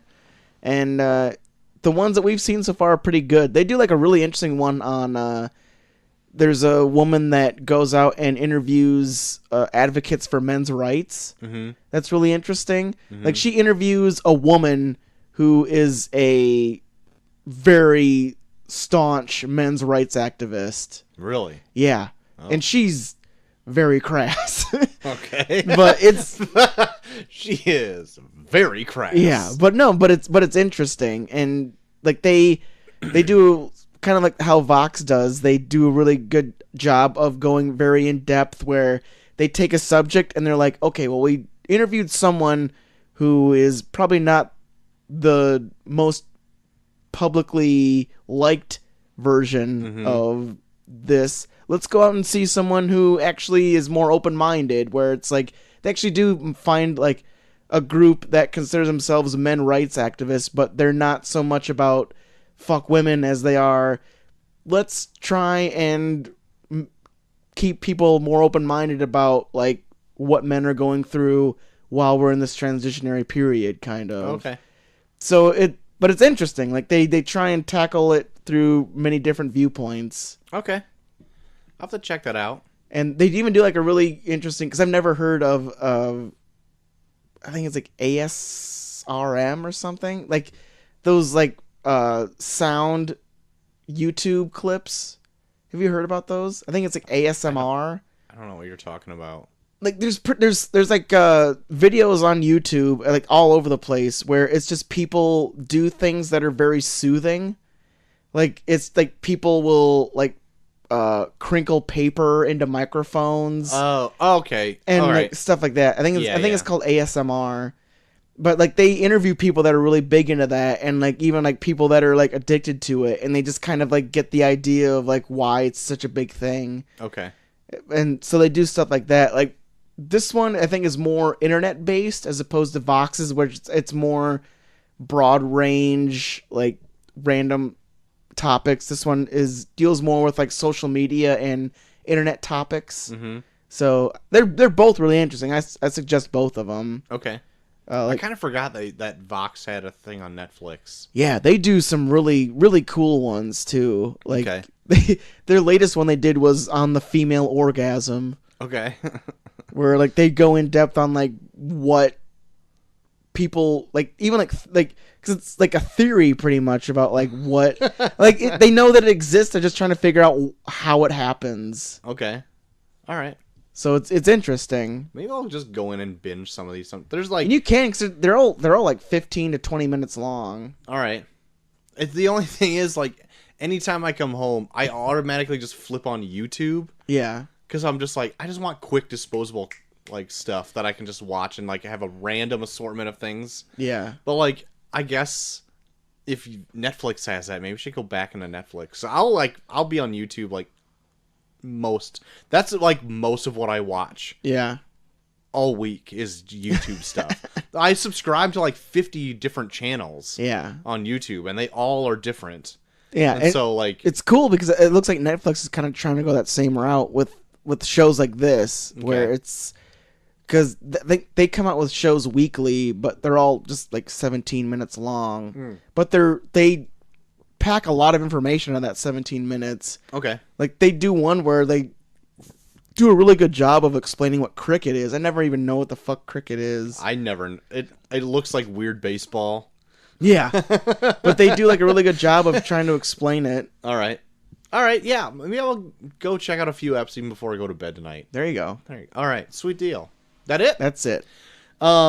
I haven't been really into much. I'm not going to spoil what's coming up for Imperious Rex, but other than like watching Blues Brothers, I've been trying to shotgun a few things for Imperious Rex that we're going to be filming this Saturday. Oh, so we'll have like a block of episodes for September all done.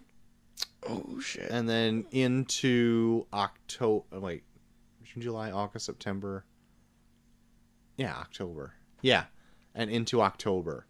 So we'll have a few of those already set up. Nice. So I've been reading those books. And let me tell you, I got done with one that is crazy. I think I brought it up last week. All-Star Batman and Robin, the Boy Wonder. Nice. It is something else. It's like one of those movies that's so bad that it's good kind of a deal. So like I can't wait to talk about it with Dave because he hasn't told me anything about it yet. Oh, perfect. He's only kind of given me that kind of hint that we're on the right track of how we think about it. Yeah. Not that it's a big shock because it's in the public comic zeitgeist that that's how it's pretty much taken. Yeah. It's funny reading like Reddit reviews of it because it is all over the place. So there's that. Speaking on the subject of Imperious Rex, if I have crossover listeners between the both, we are doing a Q&A episode on Saturday as well. Ooh. So if you have any questions, you can hit me up on Twitter, or you can hit up our Gmail at ImperiousRex@gmail, or ImperiousRexShow@gmail. So do either that or hit up Imperious Rex on Twitter as well. Oh, shit. So if you want to have your question read on the internet, just hit those up there. And I just want to bring up now that our show, it can be found on Alexa devices. Ooh. So we are pretty much evened up now. I've got everything all squared away. We're on like every platform ever at this point. You have to avoid us, more or less find us. Right.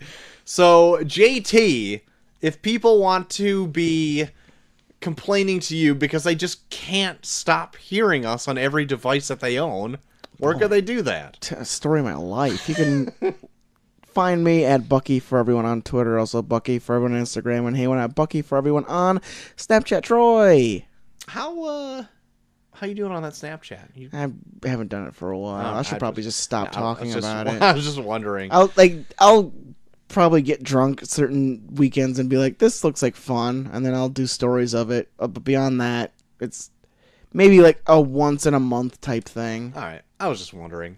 You can find me at Troy to the Max on Twitter. You can find us both at Review Pod on Twitter, where we post all of our new shows as well as all of our polls that we do for Tournament of Random Movies or anything that we want to settle an argument on.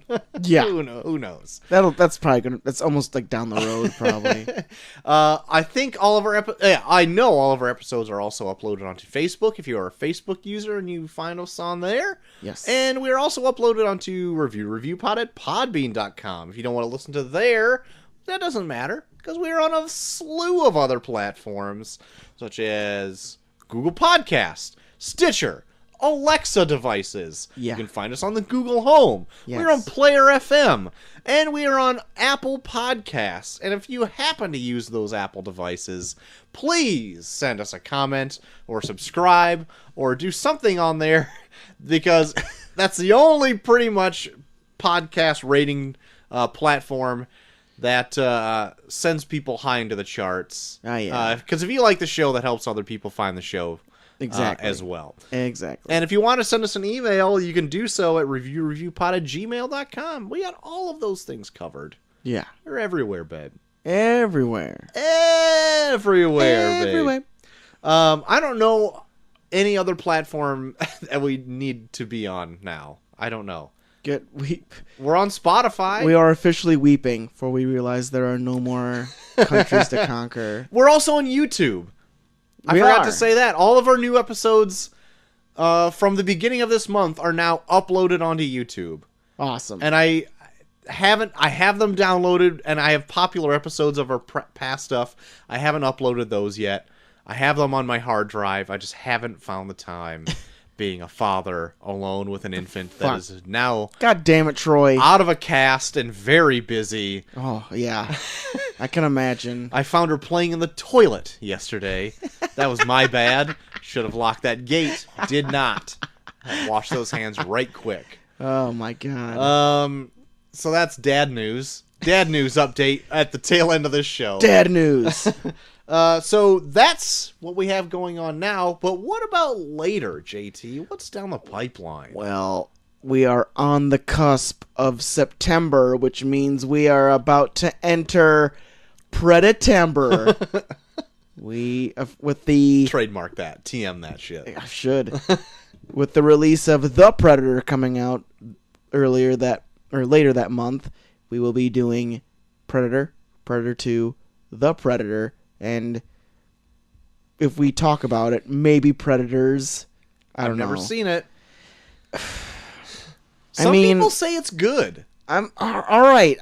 If you think we should do it, I'll be for it, but I'm not the biggest fan. And we do have a potential guest for one, if not all, of our shows for Predatember. I gotta get back in touch with them via Skype, but yeah. So an exciting September with our Predatember. Okay, all right. I'm excited for this. Yeah, I know. I don't think I've seen the first Predator in a long time, and I remember younger, I fucking loved Predator 2. Yeah, I haven't seen Predator in a long time, and I have never seen Predator 2. Oh, God. And then I guess I'm going to be happy to go to the movies once more to go see The Predator. Yeah. Shane Black's directing. I know. So who knows? Might turn out good. Also, it could turn out bad because I've heard maybe it's not so good. I've heard it's not good. Well, we'll see. We will definitely hope. We will see. be watching with crossed fingers. Right. And then I think Predators would probably work pretty good because I think that actually does take place like in the distant future. Okay. Sweet deal. So maybe we will do Predators. All right. Whole month of Predator. God. Predatember. Get your it's ears coming ready. Up. It's coming up. It's definitely coming up for sure. Well, that's pretty sweet news, JT. There you go. So, anybody out there with that Predator box set, break that out. Yeah. Check them out. Send us any comments or questions you might have about Predator, and we'll try to answer them to the best of our ability. Or just give us the facts to reiterate them with your name, and we will say them on the show. Oh, yeah. Yep. Your thoughts on Predator in any way, shape, or form. Right. We will talk about it on the air. What's your favorite? What's your least favorite? Yeah. What do you Do you even think like Predator? Do you hate Predator? Tell us. We will tell the world your disdain for Predator. What did you think of Alien versus Predator? Because I've seen them both, and I think they both suck. They both suck. The first one I saw semi-recently. Yeah. Twice somehow in a weekend. Especially because AVP Requiem takes place in the present when aliens don't exist. Yeah. At all. Like, fuck this franchise. This is the aliens in general is just a fucked up franchise. But who knows? Maybe Predator might turn out better. Who knows? Maybe Predator might be better. cross our fingers. Crossing our fingers. Predator might be good. Anyway, that's going to be the end of the show. So we'll leave you with that. And so until we review the first Predator. Yeah. Arnold Schwarzenegger. That's right. You son of a bitch. Double flex. Pushing pencils, I see. Greased guns. I have been Troy to the Max Extreme. I'm G3K. And we're off.